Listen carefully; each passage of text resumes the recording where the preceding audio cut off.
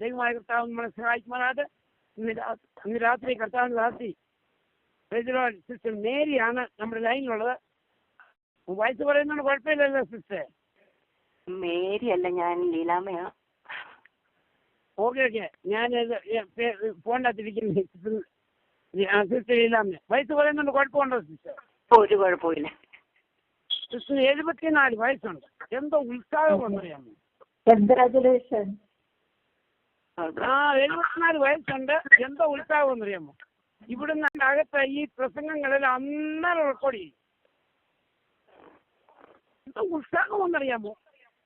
74 വയസ്സുള്ള അതിന്റെ ആവശ്യമുണ്ടോ?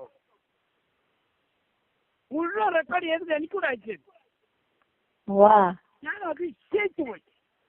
ഇപ്പം കമ്പ്യൂട്ടറിനകത്ത് ഒരു പ്രവരുണ്ട് പറഞ്ഞ് മുഴുവൻ ഞാൻ റെക്കോർഡ് ചെയ്തേക്കാം. ഒരു ഇങ്ങനെ ആ ദൈവത്തിന്റെ പ്രവൃത്തി ദൈവം ഓരോരുത്തരെ എഴുന്നേൽപ്പിക്കും. എന്നിട്ട് പറഞ്ഞു ഞാൻ ചെയ്യാമെന്ന് തോന്നി. ഒന്നും പേടിക്കേണ്ട. യൂട്യൂബിനകത്ത് ഇട്ടിരിക്കുക. ഇങ്ങോട്ട് പറയുക. കർത്താവിന്റെ കാര്യം ഞാൻ ആദ്യം തുടക്കം ഇട്ടത് 74 വയസ്സുള്ളതാണ്. എനിക്കതിന് സമയം കിട്ടിയില്ല. എനിക്ക് ഇതിനകത്തൊക്കെ പറയും എനിക്ക് പ്രാർത്ഥിക്കാനും കൈയടിക്കാനുള്ള സമയമുണ്ട്. അതും ഇതും കമ്പ്യൂട്ടറിനകത്ത് ഇടാനുള്ള ഞാൻ പറഞ്ഞ അതിനൊക്കെ സമയമുണ്ട്. ദൈവം അതിന്റെ സമയത്ത് ചെയ്യും. ഒത്തിരി പേരോട് ചോദിച്ചു എന്തുകൊണ്ടാണ് ഭാഷ ഒന്നും ചെയ്യാത്തത്. ഞാൻ പറഞ്ഞ അതതിന്റെ സമയത്ത് ദൈവം അത് ക്രമീകരിച്ചോളൂ. God will make everything perfect at his own time. In his time. എന്നെ ചലഞ്ച് ചെയ്തപ്പോണ്ടല്ലോ എന്നെ വളരെ എന്നെ ചലഞ്ച് ചെയ്തു. കർത്താവിന് രാത്രി 74 വയസ്സുണ്ട്. ഇന്ന് രാത്രി നിങ്ങളോട് വചനം ശുശ്രൂഷിക്കാൻ പോവാ, സാക്ഷ്യം പറയാൻ പോവാ. സാക്ഷ്യം വചനം ഒരാൾ മാത്രമാണ് വിശ്വാസം നിൽക്കുന്നത്.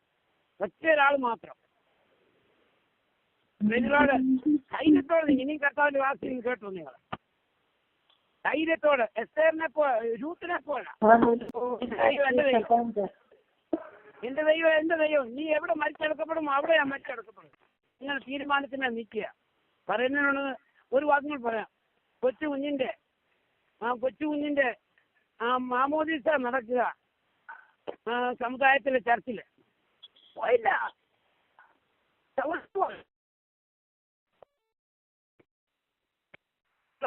അവിടെ പോയിരുന്നു കണ്ടിട്ട് ഇനി പോരാമെന്ന്. ഞാൻ ഭഗവാക്കാ ഇന്നലെ ഒന്നും വെറുതെ ഒന്ന് കാണാമെന്ന് മുഖത്തിലൊന്നും തീരുമാനത്തിന് ഉറച്ചു നിൽക്കുക ഈ ദിവസങ്ങളിൽ. അതും ഇതും ശരിയല്ല. ഒരാൾ ഒരു മൾട്ടിപ്പിൾ ചോയ്സ് ക്വസ്റ്റ്യനകത്ത് 5 എയും ബിയും സിയും ഡിയും ഉണ്ട്, എഫും ഉണ്ട്. മൊത്തത്തിൽ അങ്ങ് ടിക്ക് ചെയ്തു. മാർക്കെന്തോ കിട്ടി? ബിൽപ്പുറമെന്ന് പറഞ്ഞാട്ട് മാർക്കെന്തോ കിട്ടിയെന്ന് ഞാൻ ടിക്ക് ചെയ്തു. അവിടെ പ്രേരണയും പോയി, അവിടെ മമ്മദിസ്റ്റാക്കും പോയി, എല്ലായിടത്തും ടിക്ക് ചെയ്തു. വട്ടപ്പൂജ്യമാണ് ഓർത്തോണേ, വട്ടപ്പൂജ്യം. പരീക്ഷയ്ക്ക് തോറ്റാൽ പിന്നെ പരീക്ഷയുണ്ട്. സ്വർഗത്തിൽ പോയില്ല എന്തോ അവസ്ഥ ഭയങ്കരമാണ്. അതുകൊണ്ട് നമുക്ക് തീരുമാനത്തിന് ഓർത്തിരിക്കാം, സത്യത്തിന് ഓർത്തു നിൽക്കാം. സത്യം ജയിക്കുകയല്ല, സത്യം വാങ്ങിക്കത്രേ വേണ്ടി. By the truth and stand on it. Declare the truth from your mouth. If you continue in my word and truth, you will be called, you will be my disciple indeed. കർത്താവിന്റെ ശിഷ്യനാകണം സത്യത്തിൽ നിൽക്കണം. കർത്താവിന്റെ ദാസിയെ ഓർത്ത് തന്നെ ദൈവത്തെ സ്തുതിക്കുന്നു. പ്രതിരോട് സമയം 9:15 വരെ എടുക്കാം സിസ്റ്റർ, കുഴപ്പമില്ല, ഒരു പ്രോബ്ലം ഇല്ലെങ്കിൽ. God bless you. Thank you very much. കേൾക്കാമോ?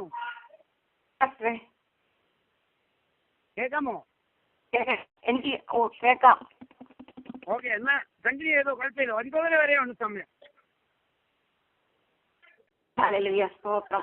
ദൈവനാമത്തിന് മഹത്വം ഉണ്ടാകട്ടെ. ഞാൻ ആദ്യമായിട്ട് എല്ലാവരോടും കൂടെ റിക്വസ്റ്റ് ചെയ്യുന്നു. എൻ്റെ ജീവിതത്തിൽ ആദ്യമായിട്ടുള്ള ഒരു സാക്ഷ്യമാണിത്. ഞാൻ പബ്ലിക്കിൽ ഇങ്ങനെ ഒരു കൂട്ടത്തിൽ ഞാൻ ആ സാക്ഷ്യം പറഞ്ഞിട്ടില്ല. പക്ഷെ ഞാൻ ഇവിടെയൊക്കെ എൻ്റെ കൂട്ടുകാരുടെ അടുക്കൽ വരാത്തൊരു എൻ്റെ അനുഭവങ്ങൾ ഞാൻ പറയും, പലരുടെ അടുക്കലും പറഞ്ഞിട്ടുണ്ട്. അതുകൊണ്ട് എൻ്റെ സംസാരത്തിലോ ഞാൻ പറയുന്നതിൽ എന്തെങ്കിലും തെറ്റ് സംഭവിച്ചാലത് നിങ്ങൾ എല്ലാവരും ക്ഷമിക്കണമെന്ന് ആദ്യമായിട്ട് പറയുന്നു.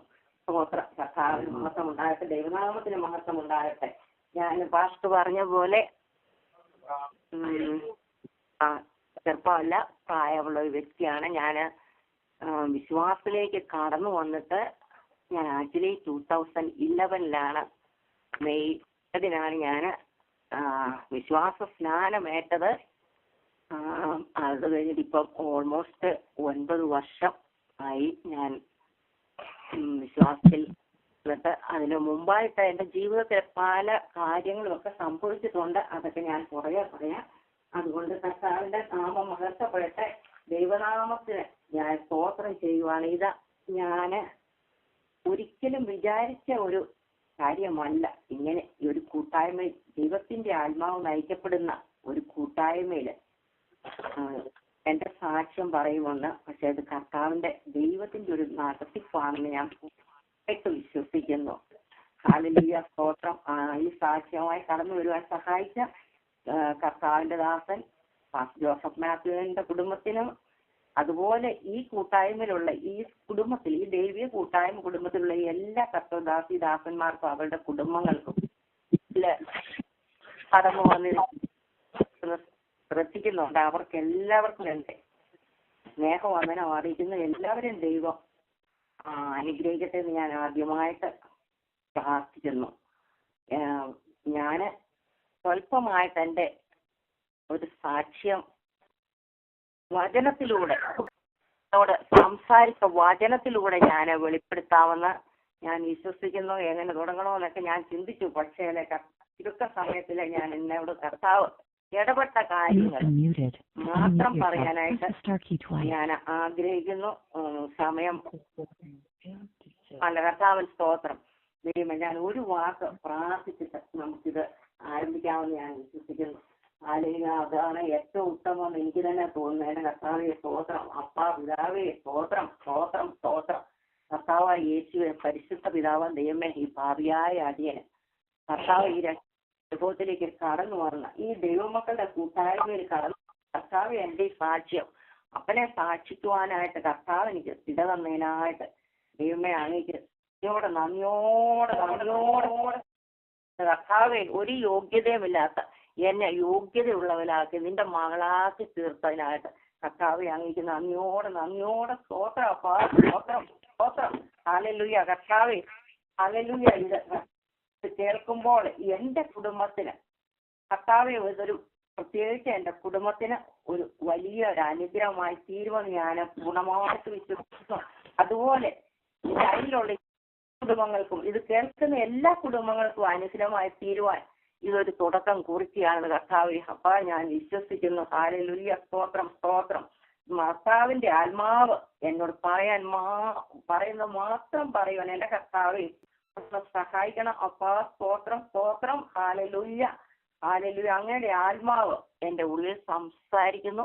അങ്ങയുടെ വചനം എന്റെ വായിൽ തന്നിരിക്കുന്നു, നൽകിയിരിക്കുന്നു. കർത്താവേ സ്തോത്രം, നിന്റെ വചനം പറയുന്നു.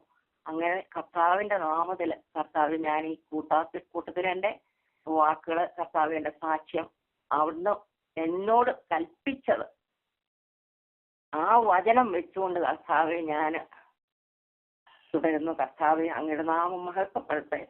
സകലതു യേശുവിന്റെ നാമത്തിൽ തന്നെ പിതാവേ, ആമേൻ. സ്തോത്രം. അല്ലെങ്കിൽ ഞാൻ ഈ ലൈനിൽ കയറാനായിട്ട് എന്നെ ഇത് ആരംഭിച്ച് 1 മാസമായി കാണുമെന്ന് തോന്നുന്നു. അന്ന് 3 നേരം ഇതിനകത്ത് പ്രാർത്ഥനയുള്ളു. അപ്പോഴത്തേന് ഇതിനകത്തുനിന്ന് ആരോ ഒരാൾ എന്നെ മകളെ പോലെ വരുന്ന വേറൊരാളുണ്ട് ഇവിടെ ബാൽറ്റിമോറിൽ.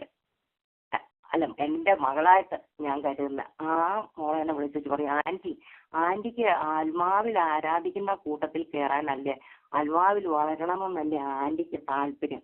അങ്ങനെയാണെങ്കിൽ വേണ്ട, ഇങ്ങനെ ഡാലസിന്നും ജോസഫ് മാത്യു പാസ്റ്റർ ഒരു കൂട്ടായ്മ ആരംഭിച്ചിട്ടുണ്ട്, ആന്റിക്ക് സമയമുള്ളപ്പം അവിടെ കയറുക എന്ന് പറഞ്ഞ് എനിക്ക് നമ്പർ ആ മോള് തന്നു.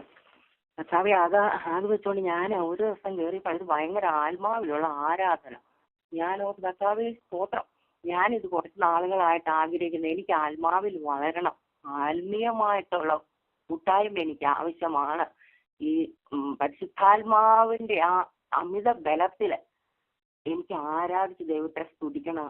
അത് എനിക്ക് ഈ ഒരു ലൈൻ എനിക്ക് സഹായിക്കുമല്ലോ എന്ന് വെച്ചാൽ ഇതിനകത്ത് കയറാൻ തുടങ്ങി. അത് കയറാൻ തുടങ്ങി കഴിഞ്ഞപ്പോഴത്തേക്കിന് ആള് പിന്നെ അത് സമയം നീട്ടി. പിന്നെ പെട്ടെന്ന് അത് 24 hours. അത് ഞാനൊരു ദൈവമേ, പരിശുദ്ധ ആത്മാവ് ഒന്ന് തുടങ്ങിയാൽ അത് വളരുന്നതും അതിനകത്ത് കടന്നു വരുന്നതും എല്ലാം പരിശുദ്ധാത്മാവിന്റെ പൂർണ്ണ നിയന്ത്രണത്തിലാണല്ലോ. അതെന്നെ ഒത്തിരി സന്തോഷം. അത് കാരണം ഞാൻ എനിക്ക് സമയം കിട്ടുമ്പോഴൊക്കെ ഈ പ്രയർ ലൈനിൽ കയറും. അപ്പൊ എനിക്ക് ചിലരോടൊക്കെ പറയാൻ പേടിയായിരുന്നു. കാരണം മറ്റുള്ള ലൈനുകളിൽ പ്രയർ ലൈനിലും ഒക്കെ കയറുന്ന ആളുകൾ ഉണ്ടല്ലോ.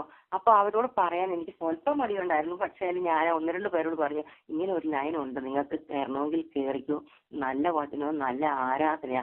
പരിശുദ്ധാത്മാവിനെ പ്രാപിക്കാത്തവർക്ക് പ്രാപിക്കാനുള്ള ഒരു ചാനലായത്. അതിലാണ് അവർ മുൻഗണന. പാസ്റ്റർ എപ്പോഴും പറയുന്നത് പരിശുദ്ധാത്മാവ് പ്രാപിക്കണം, ആത്മാവിൽ സഞ്ചരിക്കണം, ആത്മാവിൽ നയിക്കപ്പെടണം, ആത്മാവിന്റെ ശബ്ദം കേൾക്കണം, നിങ്ങൾ എല്ലാവരും പ്രവചിക്കണം എന്നെല്ലാം പറയുന്നുണ്ട്. അപ്പൊ ഞാൻ അവർക്കൊക്കെ കൊടുത്ത് അവർ എൻ്റെ കൂട്ടുകാർ ചിലർ ഇതിനകത്ത് ചേർന്നുണ്ട്, അതെനിക്കറിയാം. അങ്ങനെ ഇതിനകത്ത് ഞാൻ മിക്കവാറും എല്ലാ ദിവസവും കയറും. അപ്പോഴത്തേന് ഇപ്പോൾ ബൈബിൾ ക്ലാസ് തുടങ്ങിയപ്പോഴത്തേക്കിന് അതെനിക്കൊരു വലിയ ഒരു ഇതായി തോന്നി. അയ്യോ, ബൈബിൾ ക്ലാസ് അതുപോലെ എല്ലാവരും പഠിപ്പിക്കുന്ന വചനം ഞാൻ കേൾക്കുമ്പോഴത്തേന് ഇച്ചിരി വ്യത്യസ്തമായിട്ട് ആത്മാവിൽ എനിക്കൊന്നുകൂടെ വളരുവാനായിട്ട് അത് സഹായിക്കുന്നതായിട്ട് തോന്നും. അപ്പൊ എനിക്ക് കുറെ ചുറ്റുപാട് ചില വ്യക്തി ജീവിതങ്ങളുണ്ട്. ഞാൻ അവരുമായിട്ട് വചനം ഷെയർ ചെയ്യുന്നതും ഞാൻ കേൾക്കുന്ന വചനമൊക്കെ അയച്ചു കൊടുക്കുന്നതൊക്കെ. അപ്പോഴത്തെ എനിക്ക് കമ്പ്യൂട്ടറും എനിക്കൊന്നും വലിയ പരിചയമൊന്നുമില്ല. അപ്പൊ ഞാൻ എൻ്റെ സെൽഫോണിൽ റെക്കോർഡ് ചെയ്യാനായിട്ട് ഞാൻ സെൽഫോൺ യൂസ് ചെയ്യും. അപ്പോഴത്തേക്കും 2 ലൈൻ വേണമല്ലോ ഫോണിൽ റെക്കോർഡ് ചെയ്യണമെങ്കിൽ, അല്ലാതെ സെൽഫോൺ തന്നെ പറ്റത്തില്ല. അപ്പൊ എൻ്റെ ലാൻഡ് ഫോൺ ഓൺ ചെയ്ത് വെച്ചുകൊണ്ട് എൻ്റെ സെൽഫോണിലാണ് ഞാനത് റെക്കോർഡ് ചെയ്യുന്നത്.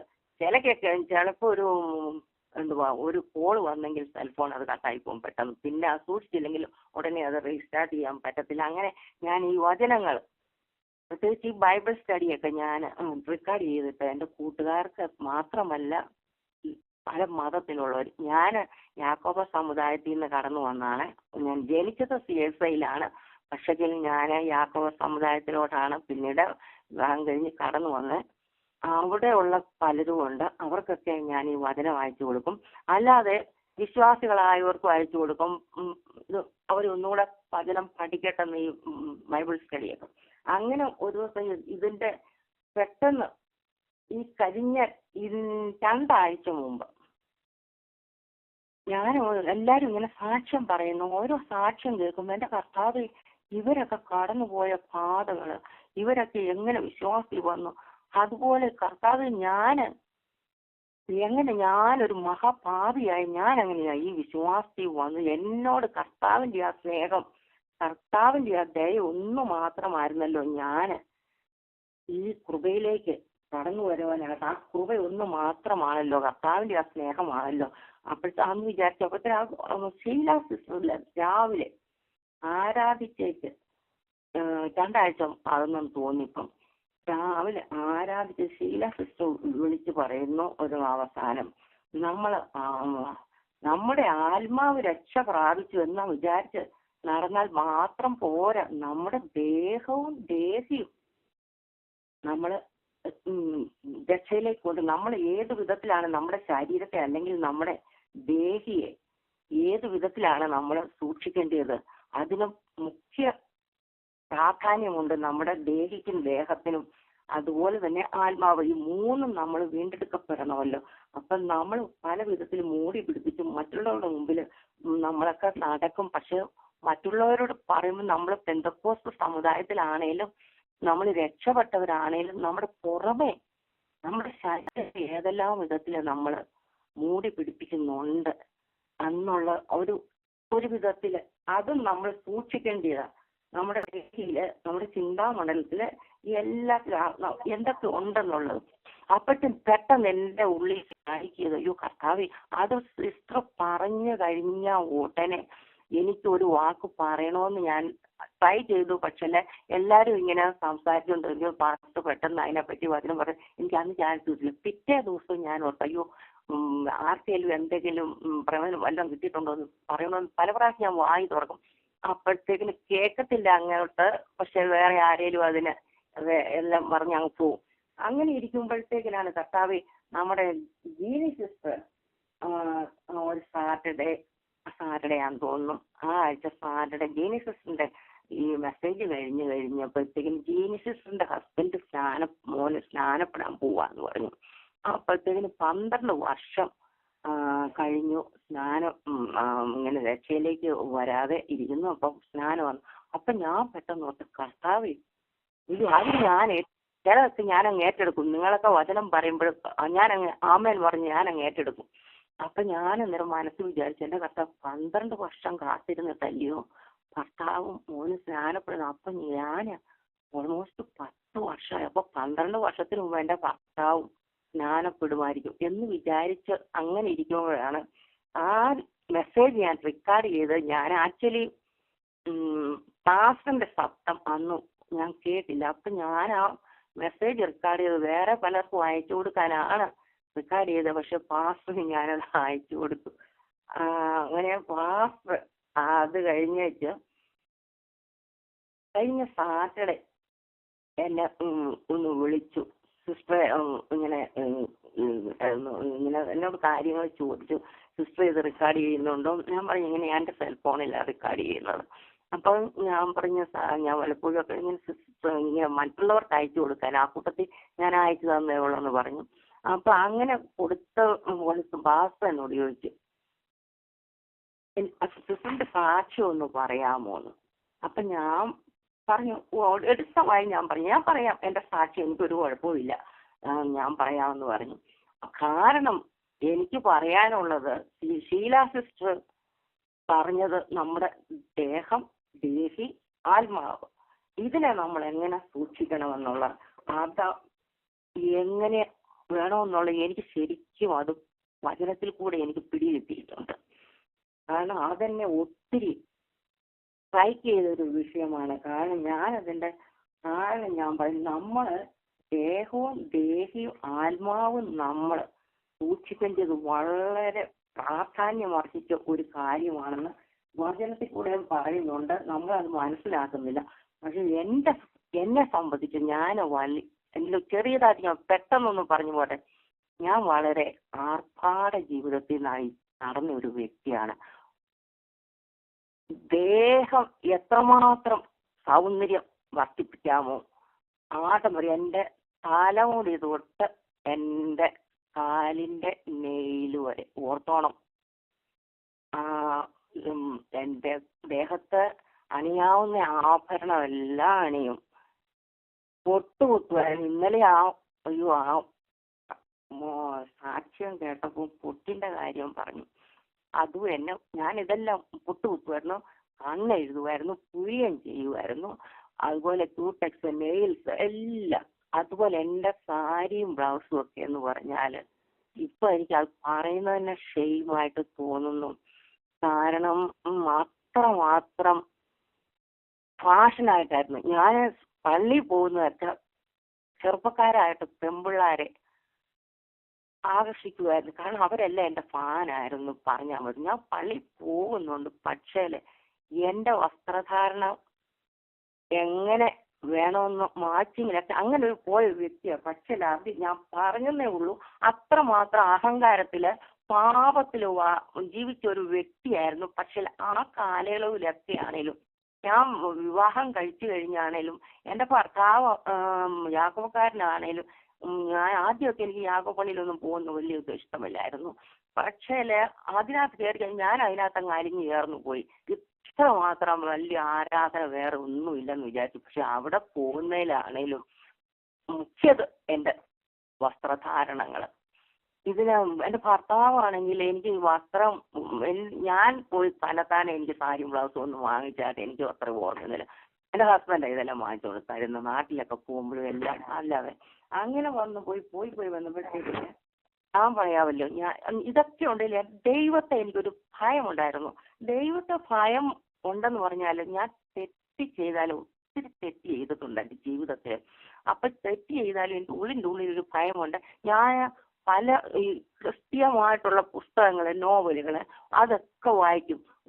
അതുപോലെ തന്നെ എവിടെയെങ്കിലും എനിക്കൊരു ഗുണമുണ്ടായിരുന്നു. ആരെങ്കിലും എന്നോട് ദൈവത്തെക്കുറിച്ച് പറയുവാണെങ്കിൽ ഞാൻ അത് ശ്രദ്ധിച്ച് കേൾക്കും, ഇച്ചിരി നേരം കേൾക്കും. പക്ഷെ പിന്നെ നമ്മുടെ ലോകപരമായിട്ടുള്ള ജീവിതത്തിലേക്ക് അങ്ങ് മടങ്ങിപ്പോകും. അതുപോലെ തന്നെ ഫാക്ട്സ് എവിടെ കിട്ടിയാലും എവിടെ കണ്ടാലും ഞാനത് എടുക്കും, വായിക്കും. പക്ഷെ വായിച്ച് ഗ്രഹിക്കും. അങ്ങനെ വചനത്തിൽ ഇച്ചിരി അറിവുണ്ട്. പക്ഷെ ആത്മീയമായിട്ട് ഈ രക്ഷയിലേക്ക് കടന്നു വരണമെന്ന് എനിക്ക് അത്ര ഒരു ബോധമില്ലായിരുന്നു. ഞാൻ വിചാരിക്കുന്ന എല്ലാവരും ദൈവത്തെ അറിയുന്നു, ആരാധിക്കുന്നു, എല്ലാവരും ദൈവമക്കളല്ലയോ, ആ കൂട്ടത്തിൽ ഞാനും മകളാണല്ലോ എന്ന ഒരു ബോധത്തോടെ ഞാൻ അങ്ങ് കടന്നുപോയി. ദൈവമക്കളെ, ഞാൻ എന്റെ ഈ ലീലാ സിസ്റ്ററിന്റെ ഈ വാക്ക് പിന്നെ ഇപ്പൊ കേട്ടപ്പം ഞാൻ ഇതിനെപ്പറ്റി 2 വാക്ക് പറയണമെന്ന് എന്റെ ഹൃദയത്തിലുണ്ടായിരുന്നു. അത് അങ്ങനെ ആഗ്രഹിച്ചിരിക്കുമ്പോഴാണ് പാസ്റ്റർ എന്നെ കഴിഞ്ഞ ആഴ്ച വിളിക്കുന്നത്. ദൈവം, ഞാൻ ഒത്തിരി സന്തോഷിച്ചു. ഇത് ദൈവത്തിന്റെ ഹിതമാണല്ലോ എന്റെ ഈ സാക്ഷി ഒന്ന് പറയുവാനെന്ന്. മക്കളെ, ഞാൻ ആദ്യമായിട്ട് ഞാൻ വളരെ എന്റെ മറ്റു കാര്യങ്ങളൊന്നും ഇപ്പൊ പറയുന്നില്ല. ഞാൻ എന്റെ കർത്താവ് എന്നോട് നേരിട്ട് ഇതിലൊക്കെ ഒരു 2005 തൊട്ട് എന്റെ കർത്താവ് എന്നോട് പല വിധത്തിലും ഇടപെടുന്നുണ്ട്. പക്ഷേ ദൈവാത്മാവ് നമ്മളോട് സംസാരിക്കും. പക്ഷെ നമ്മളാരും അതിനത്ര ചെവി കൊടുക്കാറില്ല.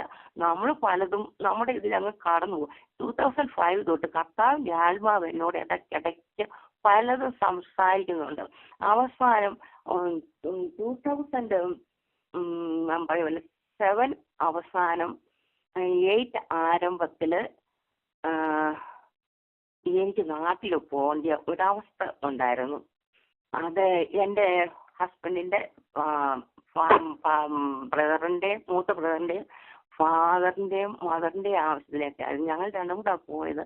അപ്പൊ പോയി അവിടെ ചെന്ന് കഴിഞ്ഞു ഞാൻ ഡിസംബർ 2007 ഡിസംബർ തൊട്ട് ഫെബ്രുവരി ഞാൻ 3 മാസം നാട്ടിൽ നിന്നു. കാരണം എൻ്റെ ബ്രദറല്ലോ ക്യാൻസർ ആയിട്ട് അവസാനം ഞാൻ വീട്ടിൽ നിന്ന്, പുള്ളിയുടെ വൈഫുണ്ട്, മോനുണ്ട്. അപ്പം ഞാനും കൂട്ടത്തിൽ നിന്ന് സഹായത്തിന് അവിടെ നിന്ന്. കാരണം ഭയങ്കര ഒരു മേജർ സർജറി ആയിരുന്നു. പക്ഷെ വ്യക്തി ഫെബ്രുവരി 4 തീയതി 2018 മരിച്ചുപോയി. അതൊക്കെ കഴിഞ്ഞ് ഞാൻ വീട്ടിൽ തിരിച്ചു വന്നു, ഇവിടെ വന്നു. അത് കഴിഞ്ഞ് 1 മാസത്തിനുള്ളിൽ എൻ്റെ ഫാദറിലോ ആ ഷോക്കിൽ 92 വയസ്സുണ്ടായിരുന്ന ഫാദറിൽ പെട്ടെന്ന് മരിച്ചുപോയി. അത് കഴിഞ്ഞ് അതെല്ലാം പോട്ടെ, ഞാൻ ചുരുക്കി പറഞ്ഞു, അതൊക്കെ ഭയങ്കര ഒരു സംഭവങ്ങളാണ്. ആ സമയത്ത് കർത്താവ് എന്നോട് ഇടപെട്ട കാര്യങ്ങളൊക്കെ ഒത്തിരി ഉണ്ട്. അത് കഴിഞ്ഞ് 2086 വന്നു കഴിഞ്ഞപ്പോഴത്തേക്കിനും ഫാദറിൽ മരിച്ചു കഴിഞ്ഞപ്പോഴത്തേനും ഞങ്ങളുടെ അമ്മച്ചി തന്നെ, എൻ്റെ മദറിലോ അമ്മച്ചി തന്നെ ഒരു വേലക്കാരത്തിയായിരുന്നു. അപ്പച്ചനെ അമ്മച്ചിയെ നോക്കിക്കൊണ്ടിരുന്നത് അമ്മച്ചി തന്നെയായിരുന്നു. അമ്മച്ചിക്ക് ഡയബറ്റീസ് ഉണ്ടായിരുന്നു. അമ്മച്ചിക്ക് കണ്ണ് കാണത്തില്ലായിരുന്നു. അമ്മച്ചി അപ്പൊ തന്നെ ഈ വേലക്കാരത്തിയുടെ കൂടെ.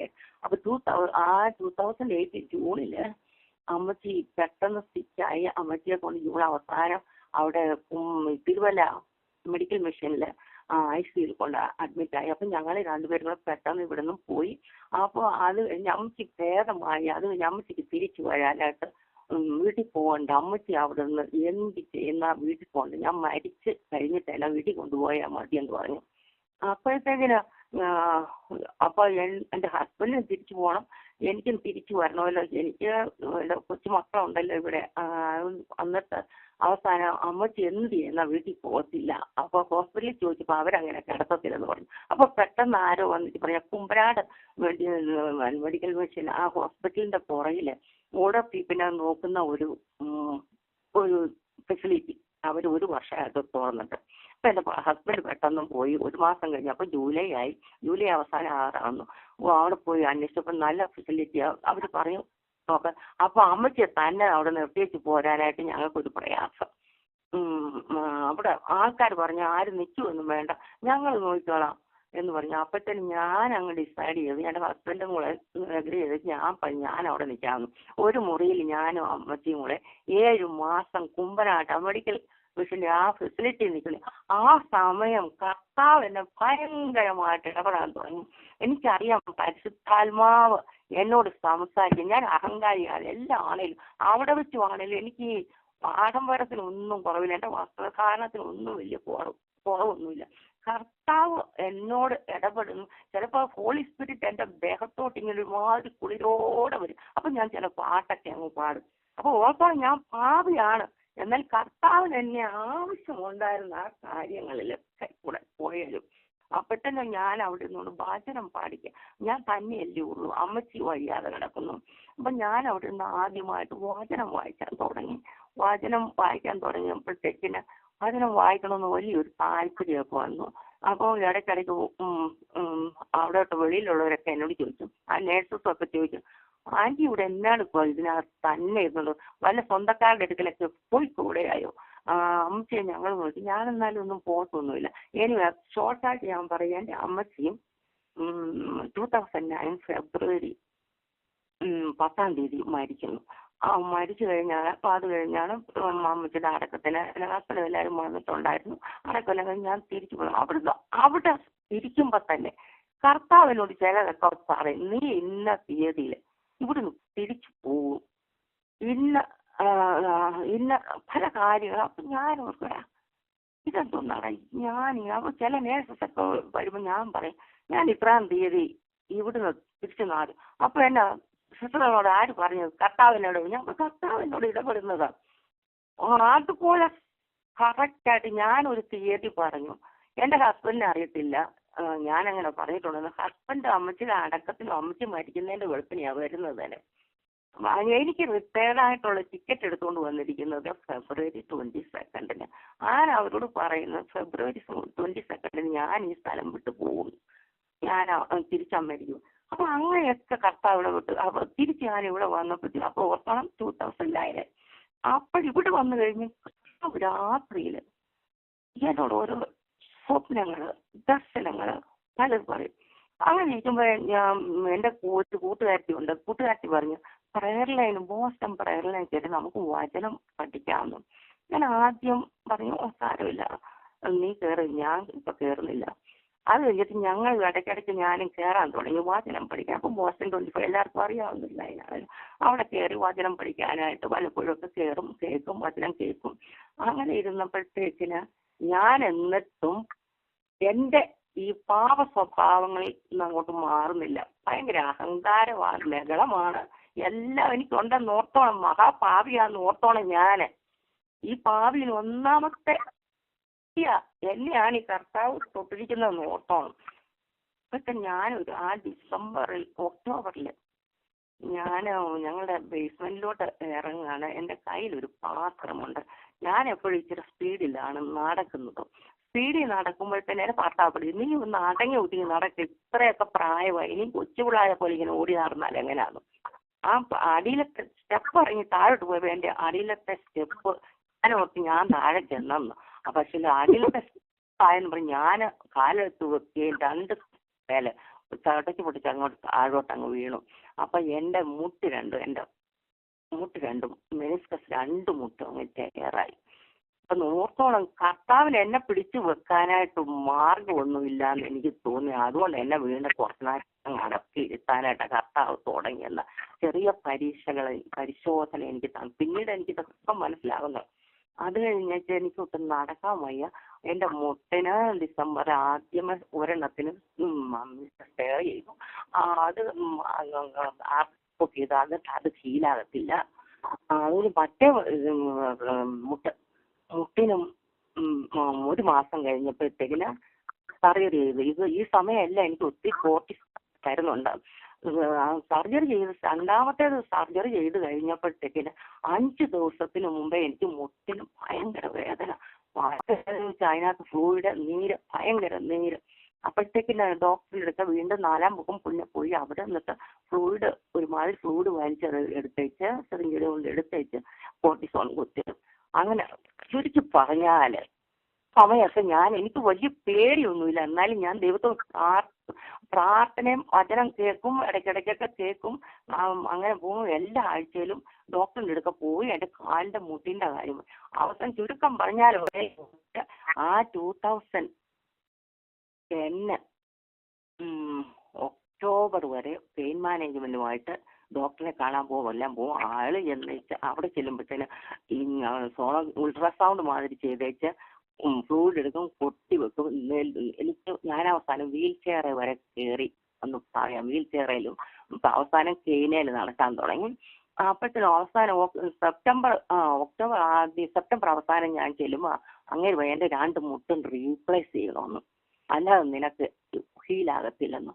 അപ്പൊ ഞാൻ എൻ്റെ 2 മുട്ടും റീപ്ലേസ് ചെയ്യും. എനിക്കറിയാം റീപ്ലേസ് ചെയ്താൽ ഒത്തിരി ഭയങ്കര റിജക്ഷൻ ഉണ്ടാകും ചിലർക്ക്, അല്ലെങ്കിൽ ഭയങ്കര ഇന്റൻസീവ് തെറപ്പിയാണ്, അതൊക്കെ ഭയങ്കര വേദനയുള്ള കാര്യമല്ലയോ. അപ്പൊ ഞാനൊന്നും പറഞ്ഞില്ല, ഞാനിങ്ങ് പോന്നു. ഞാൻ എന്നിട്ട് ഒരു തീരുമാനമെടുത്ത് ഞാൻ ഏതായാലും മുട്ട് റീപ്ലേസ് ചെയ്യാനായിട്ട് ഞാൻ പോകുന്നില്ല. ഞാൻ വീട്ടിൽ വന്നേച്ച് പറഞ്ഞു ഞാൻ എൻ്റെ ഭർത്താവിനോട് ഞാൻ പ്രാർത്ഥിക്കാൻ പോകും. അപ്പൊ ഉണ്ടല്ലോ ഈ പ്രെയർ ലൈനുമായിട്ട് അപ്പൊ എനിക്ക് ഒന്നുകൂടെ ഇത് കണക്ഷൻ വേണത്. ഞാൻ രാത്രിയിൽ എനിക്ക് ഉറങ്ങാൻ വയ്യ, വേദന ഉണ്ട്. അപ്പൊ എഴുന്നേറ്റ് എന്താണ് പ്രെയർ ലൈനിലെ പ്രെയർ കേൾക്കും. അപ്പൊ ഒരു പാസ്റ്റർ, തോമസ് ഊട്ടി പാസ്റ്റർ എന്ന് പറഞ്ഞാൽ അറിയാം, അന്നൊന്നും എനിക്ക് എല്ലാവരും ഒന്നും അറിയത്തില്ല, തിരുവല്ലായിലെങ്ങാണ്ടുള്ള ഒരു പാസ്റ്റർ. ആ പാസ്റ്റർ ഇങ്ങനെ പ്രാർത്ഥിക്കുന്ന രോഗികൾക്ക് വേണ്ടിയിട്ട് വചനത്തിൽ. അപ്പൊ ഞാനത് ഏറ്റെടുത്തു. എൻ്റെ കർത്താവേ, എനിക്ക് കാലിന് സൗഖ്യമാണ്, എൻ്റെ മുട്ടിന്റെ നീരൊന്നും മാറ്റിത്തരണം എന്ന് പറഞ്ഞുകൊണ്ട് ഞാൻ അങ്ങനെ പ്രാർത്ഥിച്ചു. രാവിലെ ആയപ്പോഴത്തേക്കും എൻ്റെ ആ മുട്ടിന്റെ നീരങ്ങ് മാറി. അപ്പൊ ഞാൻ എൻ്റെ ഹസ്ബൻഡിനോട് പറഞ്ഞു, എൻ്റെ മുട്ടിന്റെ നീര് മാറി അറിയാമോ, ഞാൻ രാത്രി മുഴുവൻ ഇതുകൊണ്ട് പ്രാർത്ഥിക്കുകയായിരുന്നു. അങ്ങനെ ആവത് കഴിഞ്ഞപ്പോൾ തൊട്ട് ഞാൻ പതുക്കെ നടക്കാൻ തുടങ്ങി. എന്നാലും എനിക്ക് ഇരിക്കാൻ പറ്റത്തില്ല, താഴെ ഒന്നും കാലും മടക്കാൻ പറ്റത്തില്ല, അങ്ങനത്തെ ഒരു സ്റ്റേജ്. അപ്പഴത്തേനും ഞാൻ ഒന്നുകൂടെ വചനത്തിന് അറിയണമെന്നൊരു ആകാംക്ഷ, വചനം പഠിക്കാൻ തുടങ്ങി. അപ്പോഴത്തെ ഈ പ്രസംഗം എനിക്ക് വലിയ വചനമൊന്നും അറിയത്തില്ല, ഈ പ്രെയർ ലൈനിൽ കൂടെയാണ്. അങ്ങനെ അന്നേരം 3 പ്രാവശ്യം വചനമുള്ളൂ പ്രെയർ ലൈനിൽ. അപ്പൊ അത് കേൾക്കും. അപ്പൊ ഞാനും എൻ്റെ ഒരു കൂട്ടുകാരത്തി ഉണ്ട്, ആ പുള്ളിക്കാരത്തി എൻ്റെ തൊട്ടടുത്തുണ്ട്, ആ പുള്ളി ഞാനും കൂടെ ഒന്നിച്ചാണ് സ്നാനപ്പെടുന്നത്. അന്നും ഇന്നും ആ വ്യക്തി ഞങ്ങൾ ആരാധിക്കും, ഞങ്ങൾ കൂട്ടുകാരി കേട്ടോ. അപ്പോഴത്തേക്കിന് പുള്ളിക്കാരത്തി ഞാനും കൂടെ പറഞ്ഞു വന്നപ്പോഴത്തേക്കിന് നമുക്ക് വചനം പഠിച്ചിട്ട് നമുക്ക് സ്നാനം ശരിയാണോ എന്നെല്ലാം പഠിച്ചിട്ട് സ്നാനത്തെക്കുറിച്ച് നമുക്ക് പഠിക്കണമെന്ന് പറഞ്ഞു. അന്ന് ഈ സ്നാനം ഞങ്ങൾക്ക് അറിയണമെങ്കിൽ, എനിക്ക് വചനം വായിക്കണമെങ്കിൽ അതിലൊന്ന് സഹായിക്കണ്ടേ. ഈ പ്രെയർ ലൈനിൽ 3 പ്രാവശ്യം ഉള്ളന്ന്. അപ്പഴത്തേന് അതിനകത്ത് പ്രസംഗിച്ച ഒരു പാസ്റ്റർ, എനിക്ക് കണക്റ്റിക്കട്ടില്ല, അങ്ങേറി ഇപ്പോൾ ഉള്ളത് വർഗീസ് പാസ്റ്റർ. അപ്പൊ ആ പാസ്റ്ററിന്റെ നമ്പർ ഇങ്ങനെ ഓരോരുത്തർ ചോദിക്കുമല്ലോ പറയല്ലേ. അപ്പൊ ഞാൻ ചോദിച്ചു. അപ്പൊ തന്നെ ഞാൻ വാങ്ങിച്ചേച്ചു ആ പാസ്റ്ററിനെ വിളിച്ചേച്ചു. ഞാൻ പറഞ്ഞു, പാസ്റ്റർ ഈ വാചനം ഇതൊക്കെ എന്തോ ഒന്ന് പറഞ്ഞു തരാമോ, സ്നാനം ആവശ്യമാണ്. അന്നേരത്തിന് പാസ്റ്റർ ചുരുക്കമായിട്ട് എനിക്ക് ഫോണിൽ കൂടെ പറഞ്ഞു തരും. അപ്പൊ അതെല്ലാം ഞാൻ നോട്ട് എഴുതി വെക്കും. എന്നിട്ട് ഞങ്ങൾ രണ്ടും കൂടെ, ഞാനും എൻ്റെ കൂട്ടുകാരത്തെയും കൂടെ ഇത് വായിച്ചേച്ചാണോ, ഇത് ശരിയാണല്ലോ, നമുക്കിത് ചെയ്യേണ്ടി കടമയുണ്ടല്ലോ എന്നൊക്കെ നോർത്തോളം. ഞാൻ പൂർണ്ണമായിട്ട് രക്ഷയിലേക്ക് വന്നിട്ടുള്ള ഒരു വ്യക്തിയല്ല, പക്ഷെ കർത്താവിന്റെ പല ഡ്രീംസ് രാത്രിയിൽ കാണിക്കും.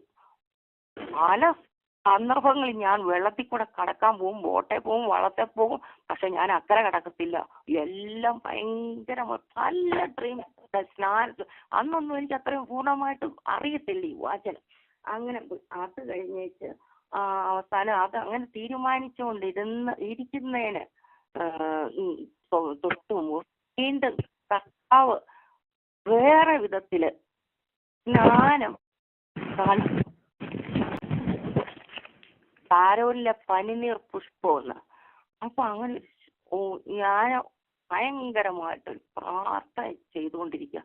ഒരു കൂട്ടായ്മയിൽ ഇങ്ങനെ പ്രാർത്ഥന ചെയ്തുകൊണ്ടിരിക്കുമ്പോ ഈ പനിനീർ ആ പുഷ്പത്തിനെ പറ്റി എനിക്കിപ്പോ പറയാനായിട്ട് എക്സ്പ്ലെയിൻ ചെയ്യാൻ പറ്റത്തില്ല. അത്ര ശോഭയേറിയത്. എന്റെ കൈ നിറച്ചു വന്ന് അതങ്ങ് വീഴുക. അത് വീഴുന്ന ഒരാൾക്കാരെല്ലാം അത് പെറുക്കി എടുത്തോണ്ട് വായിലിട്ട് തിന്നുക. അപ്പൊ നോക്കുമ്പോഴത്തേനുള്ള അവസാനം എന്റെ ഇത് എന്റെ ഓർത്തോണം, ഞാനിത് രക്ഷയിലേക്ക് വന്നു. എന്റെ മൂത്ത മോൻ, അന്നേരം എനിക്കൊരു കൊച്ചു മോളുണ്ട്, മൂത്ത മോന്റെ കുഞ്ഞ്.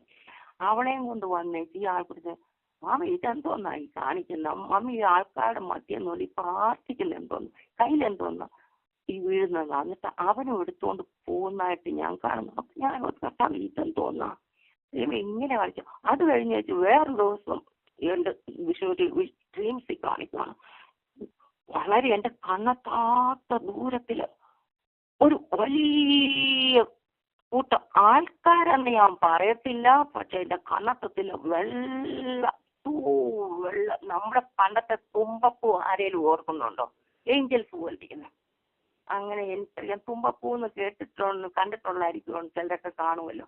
അതുപോലത്തെ ഏഞ്ചൽസ് മാതിരിയുള്ള വലിയൊരു കൂട്ടങ്ങ് എന്റെ കണ്ണെത്തത്തില്ല, അത്ര വലിയ വിശാലമായിട്ട് ഞാൻ കാണുക. ഞാൻ എന്നെ ഇതൊക്കെ എന്നെ എന്തിനായി കാണിച്ചു തരുന്നത് ഇതങ്ങനെ. പിന്നെ എന്നിട്ടും എനിക്ക് ബോധം ഉദിക്കുന്നില്ല, എന്റെ ശരിയായിട്ടുള്ള ബോധം, ഇതെന്തുവായി ദൈവം എന്നോട് ഇടപെടുന്നത്. അങ്ങനെ ഇരിക്കുമ്പോഴത്തേന് ഓർത്തോണം, ഞാനെന്റെ കാലെല്ലാം സൗഖ്യമായി തുടങ്ങി, പതുക്കെ ഞാൻ നടക്കാൻ തുടങ്ങി. അപ്പോഴത്തേക്കിനും ഒരു രാത്രി ഞാൻ എന്റെ മേക്കപ്പിന്റെ കാര്യം നിങ്ങളോട് പറഞ്ഞത് ഓർത്തോണം, മറന്നു പോകരുത്. ഞാൻ 3 വാക്യത്തെ ഉദ്ധരിച്ചാണ് ഞാനിത് പറയാൻ പോകുന്നത്. എന്റെ സാക്ഷി അത് മാത്രമേ ഞാനിന്ന് പറയത്തുള്ളൂ. സമയം പെർമിറ്റ് ചെയ്യുമെന്ന് ഞാൻ വിശ്വസിക്കുന്നു. ആദ്യമത്തെ വാക്യം, ഒരു ദിവസം രാത്രി ഞാൻ ഉറക്കത്തില് കർത്താവ്, എനിക്കറിയാം ഉറക്കത്തെ എന്റെ കാലിന്റെ കീഴെ ഒരു വെള്ള വസ്ത്രധാരിയായിട്ടൊരു വ്യക്തി അവിടെ നിൽക്കുന്നതായിട്ട് എന്റെ അബോധാവസ്ഥയിലല്ല, ഞാൻ ശരിക്കും എന്നെ ബോധമാക്കി വെച്ച് പറയും.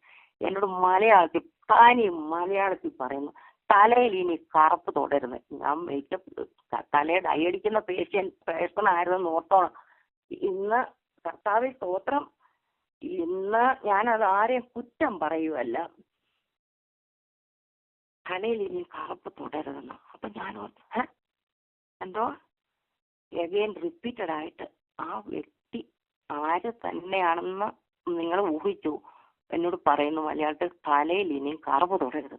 എന്റെ കുഞ്ഞുങ്ങളെ ഞാൻ പറയും, എന്റെ കർത്താവിയെ സ്തോത്രം. അപ്പൊ അതെനിക്ക് വളരെ ഒരു അതിശയമായിട്ട് തോന്നി. അപ്പോഴത്തെ രാവിലെ ഉണർത്തപ്പോഴത്തേന് ഇത് രാത്രിയിലെ ഏർലി മോർണിംഗിലാന്ന് ഓർത്തത്.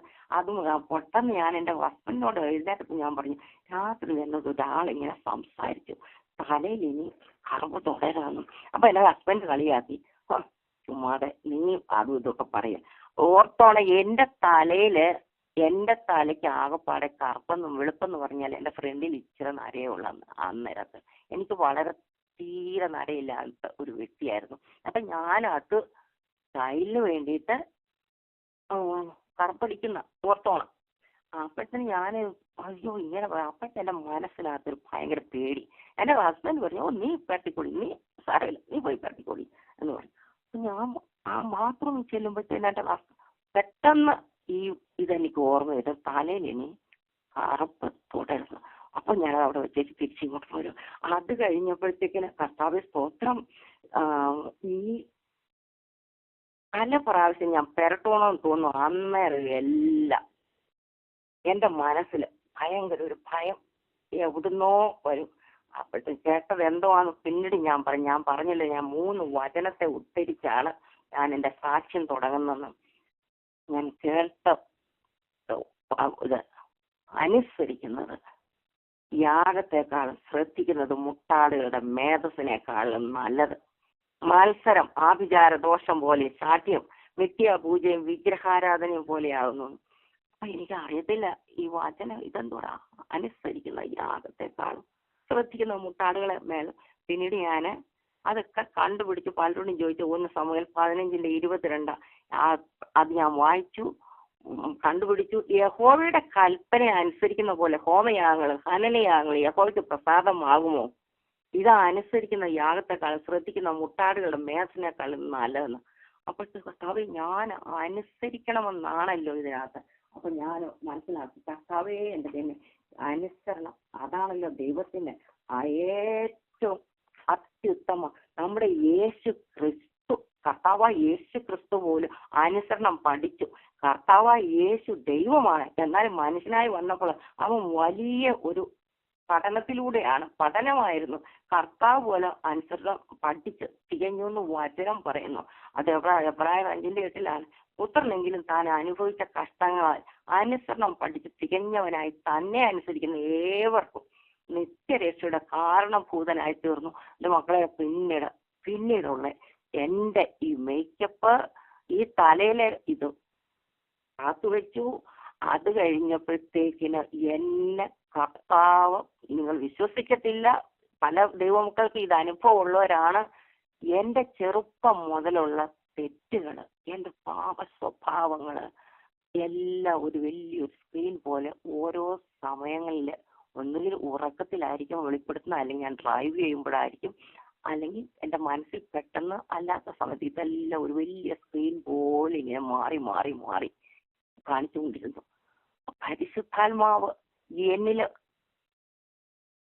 പ്രവർത്തിക്കുന്നുണ്ടെന്ന് അപ്പൊ എനിക്ക് ശരിക്കും അറിയാം. അപ്പൊ ഞാൻ ഇത് ഓരോന്ന് പറയാൻ അനുഭവിച്ച് ചില സമയങ്ങളിൽ ഞാൻ കരയും കഥാവിനും ഞാൻ എത്രമാത്രം ഭാവിയായിരുന്നല്ലോ, എന്നോട് ഇത്രമാത്രം കർത്താവിൻ്റെതോന്ന് ഞാൻ എന്ത് ചെയ്തു, ഞാൻ എങ്ങനെ എന്നെ സ്നേഹിക്കുന്നു എന്നുള്ള ആ ബോധം വന്നു. അപ്പം ഞാൻ ഓർത്തു, എൻ്റെ ദൈവം ഞാൻ എന്തു വന്നാലും ഞാൻ എൻ്റെ തല ഇത് കേട്ടത്തില്ല. അപ്പോഴത്തേനും ഓർത്തോണം ഞാൻ ഭയങ്കര ഒരു മൂവി ഭ്രമക്കാരിയായിരുന്നു. സിനിമ പാട്ട് ഒറ്റയെണ്ണം പാടാതെ ഇരിക്കത്തില്ല, അറിയാവുന്നൊക്കെ പാടുമായിരുന്നു. അതെല്ലാം ഉള്ള വ്യക്തി. എന്നാലും പള്ളിയുണ്ട്, പാട്ടുണ്ട്, പ്രാർത്ഥനയുണ്ട്, എല്ലാം ഉണ്ട്. ഒരു ലോകപരമായിട്ടുള്ളൊരു വ്യക്തി ജീവിതം. അപ്പോഴത്തേനും ഞാൻ നിശ്ചയിച്ചു, ഇനി എൻ്റെ ഈ സ്റ്റൈൽ അങ്ങോട്ട് മാറ്റിയിട്ട് സിമ്പിളായിട്ടൊരു ഡ്രസ്സിലും ഒക്കെ പോകുന്നു. അപ്പം ഞാൻ എൻ്റെ തലമുടി അപ്പം ഈ ഡൈ അടിക്കാതെ തുടങ്ങിയപ്പോഴത്തേനും കുറേശ്ശെ വെളുക്കാൻ തുടങ്ങിയപ്പോഴത്തേനും പള്ളിയിലൊക്കെ ചെല്ലുമ്പോൾ എൻ്റെ കൊച്ചു പിള്ളേരിലൊക്കെ ആൻറ്റി എന്നെ ഇങ്ങനെ വന്നിരിക്കുന്നത്, ഇതന്നെ ഇന്ദിരാഗാന്ധിയുടെ സ്റ്റൈലാണോ എന്ന് ചോദിക്കും. ഞാനൊന്നും വിടത്തില്ല. അതേ മകളെ, എനിക്കിനി ഇതൊന്നും വേണ്ട. എന്നിട്ട് ഞാൻ പള്ളിയിലെ അച്ഛൻ്റെ കൊച്ചമ്മയോട് ഞാൻ പലതും പറയും, കൊച്ചമ്മ ഇതൊന്നും അല്ല ശരി, കർത്താവിനോട് ഇടപെടുന്നുണ്ട്, പ്രാർത്ഥിക്കുന്ന കർത്താവിനോട് പലതും ഇടപെട്ടു. അതുകൊണ്ട് കൊച്ചമ്മയ്ക്ക് അറിയാവോ ഒരു പാട്ട്, ഞാൻ ചില പാട്ടൊക്കെ എനിക്ക് തരുമ്പോൾ ആ പാട്ട് ഞാൻ കൊച്ചമ്മയൊക്കെ പാടി കേൾപ്പിക്കും. അപ്പൊ ചില പാട്ട് എനിക്ക് പാടാനായിട്ട് എൻ്റെ തൊണ്ട ഗദ്ഗതമായിട്ട് എനിക്ക് കരച്ചിൽ വരും. ആ പാട്ട് അങ്ങോട്ട് പാടാനേ പറ്റത്തില്ല. അവരോട് എനിക്ക് പാടി കേൾപ്പിക്കണമെന്നുണ്ട്. അവരെ പറയും, എല്ലാവർക്കും അറിയാവുന്ന ഒരു പാട്ടാണ്, യേശുവിലൻ തോഴനെ കണ്ടേൻ എനിക്കെല്ലാം മായവനെ. അതിനകത്തുള്ളത് ശാരോനിൻ പനിനീർ പുഷ്പം അവനെ ഞാൻ കണ്ടെത്തിയെന്നു. ആ പാട്ട് എന്നെ ഭയങ്കരമായിട്ട് സഹിക്കും. അപ്പോൾ ഓർത്തോണം, നേരത്തെ ഈ ശാരോൻ പനിനീർ പുഷ്പം പോലൊരു സാധനം എൻ്റെ കൈ വന്ന് വീണിട്ടുണ്ട്. അതെന്തുവാന്ന് അന്നൊന്നും എനിക്ക് അറിയത്തില്ലായിരുന്നു. അപ്പൊ ഈ പാട്ടും കൂടെ എനിക്ക് കിട്ടി. കർത്താവേ, അത് ഞങ്ങളുടെ എൻ്റെ വേഷത്തിൽ വ്യത്യാസമായി, എൻ്റെ മേക്കപ്പിലെല്ലാം വ്യത്യാസമായി, ഭയങ്കര. അവസാനം എൻ്റെ സാരിയുടെ ഇതുവരെ മാറി. അങ്ങനെ കഴിഞ്ഞപ്പോഴത്തേനാണ് ദൈവമേ, പിന്നെ ഓർക്കണം, ആദ്യത്തെ ഒരു വചനമാണ് അത് ഞാൻ പറയുവാണ്. ഞാൻ ആരെയും കുറ്റം പറയുകയല്ല. ഇന്ന് വീണ്ടെടുക്കപ്പെട്ട മക്കളെന്ന് പറഞ്ഞുകൊണ്ട് നടക്കുന്നവർ തന്നെ ഒത്തിരി പേരെ എനിക്കറിയാം. പ്രത്യേകിച്ച് പെന്തക്കോസ്ത് സമുദായം തന്നെയാണെ തന്നെ ഇത് എൻ്റെ അനുഭവത്തിൽ കൂടെ ഞാൻ പറയും. ഞാൻ ആരെയും കുറ്റം പറയുകയല്ല. നമ്മൾ വിശുദ്ധന്മാരാണോ, ദൈവരാജ്യം കടക്കുവാൻ ആ പിതാവിന്റെ ഇഷ്ടം ചെയ്യുന്നവരാണോ എന്നൊക്കെ നമ്മൾ ചോദിക്കും. കർത്താവ് എന്തോന്നാ പറഞ്ഞത്, ഞാനല്ലാതെ അന്യ ദൈവം നിനക്കുണ്ടാകരുത്. അത് ആവർത്തന പുസ്തകം 6:5 പറഞ്ഞു, നിന്റെ ദൈവമായ യഹോവയെ നീ പൂർണ്ണ ഹൃദയത്തോടും പൂർണ്ണ മനസ്സോടും പൂർണ്ണ ആത്മാവോടും. പൂർണ്ണ ഹൃദയത്തോടെന്ന് പറയുന്നത് നിന്റെ ആത്മാവ്, പൂർണ്ണ മനസ്സെന്ന് പറയുന്നത് നിന്റെ ദേഹം, നിന്റെ ദേഹി, പൂർണ്ണ ശക്തി അല്ലെങ്കിൽ ശരീരം, അതാണ് ശരീരം. അപ്പൊ ഞാൻ ഓർത്ത്, കർത്താവ് എൻ്റെ ദൈവം, ഞാൻ പിന്നീട് ഓരോരുത്തരോടും ചോദിച്ചു വചനം അറിയണമെന്ന് ആഗ്രഹമുണ്ട്. ഈ മൂന്ന് ഭാഗങ്ങൾക്കും പ്രത്യേകമായ കർമ്മങ്ങളാണ് കർത്താവ് നമ്മളെ കുറിച്ച് ഉദ്ദേശിക്കുന്നത്. ഒന്ന്, നമ്മുടെ ശരീരം, അത് കർത്താവിന് വേണ്ടി യാഗമായി അർപ്പിക്കണം. രണ്ടാമത് നമ്മുടെ പ്രാണൻ അല്ലെങ്കിൽ നമ്മുടെ മനസ്സ്, അതിനകത്താണ് നമ്മുടെ വികാരങ്ങൾ, ഇഷ്ടങ്ങൾ, ഇതെല്ലാം, ഈ മൂന്നും എല്ലാം കൂടെ ചേർന്നാണ് നമ്മുടെ പ്രാണൻ, നമ്മളെ ചെയ്യുന്ന എല്ലാം. അത് നമ്മുടെ റീസണിങ്, ഇമോഷൻ എല്ലാം അതിനകത്ത് ഉൾപ്പെടും. പക്ഷെ അതെന്തിനാണ്? പ്രാണൻ പിതാവിനെ സ്നേഹിക്കണം, അനുസരിക്കണം. പിന്നത്തെ ആത്മാവ്, അത് ദൈവത്തിന് വേണ്ടി, ദൈവത്തിന്റെ ഇഷ്ടത്തിനായിത്തീർന്ന ഈ വലിയ ആഴമേറിയ വിഷയമാണ് കർത്താവ് നമ്മളെ കുറിച്ച് ആഗ്രഹിക്കുന്നത്. നമ്മൾ എന്തെല്ലാം സംഭവിച്ചാലും എന്തെല്ലാം നേടിയാലും നിത്യതയ്ക്ക് വേണ്ടി ഒരു പ്രയോജനപ്പെട്ടില്ലെങ്കിൽ നമ്മുടെ ജീവിതം, നമ്മുടെ ഈ ദേഹം, ദേഹി, ആത്മാവ് എത്രമാത്രം ശുദ്ധിയുള്ളവരായിട്ട് നമ്മൾ കരുതണമെന്ന് നമ്മൾ മനസ്സിലാക്കണം. നമുക്കത് എല്ലാവർക്കും അത് വെളിപ്പെട്ടില്ലേലും നമ്മൾ കർത്താവിനോട് നടത്തി ചെല്ലുമ്പോൾ കർത്താവ് അത് വെളിപ്പെടുത്തരും. നമ്മൾ കർത്താവിന്റെ സന്നിധിയിൽ കടന്നു വരുന്നതിന് പ്രത്യേകിച്ച് നമ്മൾ സമയമെടുക്കണം. ആ വചനം തന്നെ പറയുന്നത്, നിന്റെ സന്നിധിയിൽ കഴിയുന്ന ഒരു ദിവസം വേറെ 1000 ദിവസത്തെക്കാളും ഉത്തമമല്ലോ എന്ന്. ആ തേജസ്സിന്റെ ആ സുവിശേഷം നമ്മുടെ ഹൃദയങ്ങളിൽ പ്രകാശിക്കണം. എന്നാൽ മാത്രമേ നമുക്ക് അങ്ങനെ ഒരു ചേഞ്ച് ആയിട്ടുള്ള ഒരു ജീവിതം നയിക്കാൻ പറ്റത്തുള്ളൂ. എൻ്റെ ദൈവമക്കളെ, ഞാൻ ഓർത്തോണം, ഞാൻ എൻ്റെ ആഭരണം അത് ഞാൻ കുറെ പറയാം. ഞാൻ എൻ്റെ സാരി എല്ലാം ഒത്തിരി ഒരുപാട് സാരി എന്ന് പറഞ്ഞാൽ ഒരു ഉടുക്കാത്ത സാരികൾ വരെ ഒരു പ്രാവശ്യം ഒരു സാരി ഉടുത്താൽ പിന്നെ അത് ഉടുക്കത്തില്ല. അത്രമാത്രം ആഡംബരമായിട്ട് ജീവിച്ചെന്ന് പറഞ്ഞാൽ ആ പാപത്തിൽ ജീവിച്ച ഒരു വ്യക്തിയായി പറയുന്ന നോട്ടം അവസാനം എനിക്ക് മാനസാന്തരത്തിലേക്ക് എൻ്റെ കർത്താവിനെ യഥാർത്ഥമായിട്ടൊരു മാനസാന്തരത്തിലേക്ക് കൊണ്ടുവന്നു. നമുക്കൊരു യഥാർത്ഥമായിട്ടൊരു അനുതാപ മാനസാന്തരം വന്നെങ്കിൽ നമ്മൾ മാനസാന്തരപ്പെട്ടിട്ടില്ല. അപ്പോൾ ഞാൻ ഈ സാരി എല്ലാം എൻ്റെ ഹസ്ബൻഡിനോട് എനിക്ക് ഈ സാരി ഒന്നും വേണ്ട, എനിക്ക് ഇതെല്ലാം ആർക്കെങ്കിലും കൊണ്ട് കൊടുക്കാന്ന് പറഞ്ഞു ഞാൻ പോകുമ്പോഴെല്ലാം 2-3 പെട്ടി സാരികൾ നാട്ടിക്കൊണ്ട് കർത്താവ് നാട്ടിക്കൊണ്ടുപോയിട്ട് വീട്ടിലേപ്പിച്ച് ആരുടെ ഏൽപ്പിച്ചു വന്നിട്ട് അവരൊക്കെ പറയും ഇതൊക്കെ സാധാരണക്കാർക്ക് കൊടുക്കാൻ പറ്റുമോ, പാവങ്ങൾക്ക് എങ്ങനെ കൊടുക്കാം, അവർക്ക് എവിടെ ഇതുപോലെ കല്യാണത്തിനോ വല്ലോ പോകാൻ. അത് ഞാൻ പറയും എന്തെങ്കിലും ചെയ്തു. അതുപോലെ എൻ്റെ ബ്ലൗസസ് അതിൻ്റെയൊക്കെ കഴുത്തിൻ്റെയൊക്കെ പാശം കണ്ടാൽ നിങ്ങളൊക്കെ എന്തോ ആയിരുന്നെന്ന് ഞാനൊന്നും പറയുന്നില്ല. അത്ര ഇന്നും ഉണ്ട്. രക്ഷപ്പെട്ട മക്കൾക്ക് ഇതെല്ലാം ഉണ്ടെന്ന് ഓർത്തോണം. അതിൽ നിന്നല്ല എൻ്റെ കർത്താവിൻ്റെ ആത്മാവ് എന്നെ തോട്ടിറക്കി പതുക്കെ പതുക്കെ പതുക്കെ പതുക്കെ 3 മാസത്തിൽ എൻ്റെ തലമുടി മുഴുവൻ നരച്ചെന്ന് പറഞ്ഞാൽ മതിയല്ലോ. അതും എന്നെ ബോധർ ചെയ്തില്ല. അത് കഴിഞ്ഞപ്പോഴത്തേക്കിനാണ് ഞാൻ വേറെ പെട്ടെന്ന് സമയം പോകുന്നുണ്ട്. അത് അവിടെയൊക്കെ കർത്താവ് പറഞ്ഞു നിങ്ങൾ ദൈവത്തിന്റെ മന്ദിരമാണെന്നോ, ദൈവത്തിന്റെ ആത്മാവ് നിങ്ങളിൽ വസിക്കുന്നൊന്നും അറിയുന്നില്ലോ. അതൊന്ന് 1-3-16-17 വസി. അപ്പൊ നമ്മൾ ദൈവത്തിന്റെ മന്ദിരമാണ്, നമ്മുടെ ദേഹം ദേശീയ ആത്മാവാണ്. അപ്പൊ നമ്മള് എത്രമാത്രം നമ്മൾ ഇത് 3 കാക്കപ്പെട്ടെന്ന് നമ്മൾ തന്നെ ഓർത്ത്. ഞാൻ അധികമായിട്ട് ഒന്നും പറയുന്നില്ല. ഇനിയിപ്പോ 2-ാം വചനത്തിലേക്ക് ഞാൻ പോവാ. 2-ാം പ്രത്യേകിച്ച് എനിക്ക് വചനം അധികമൊന്നും അറിയത്തില്ലായിരുന്നെന്ന് ഞാൻ ആദ്യമായിട്ട് നിങ്ങളോട് എല്ലാവരോടും ഞാൻ പറഞ്ഞു. ഹല്ലേലൂയ, കർത്താവേ സ്തോത്രം സ്തോത്രം.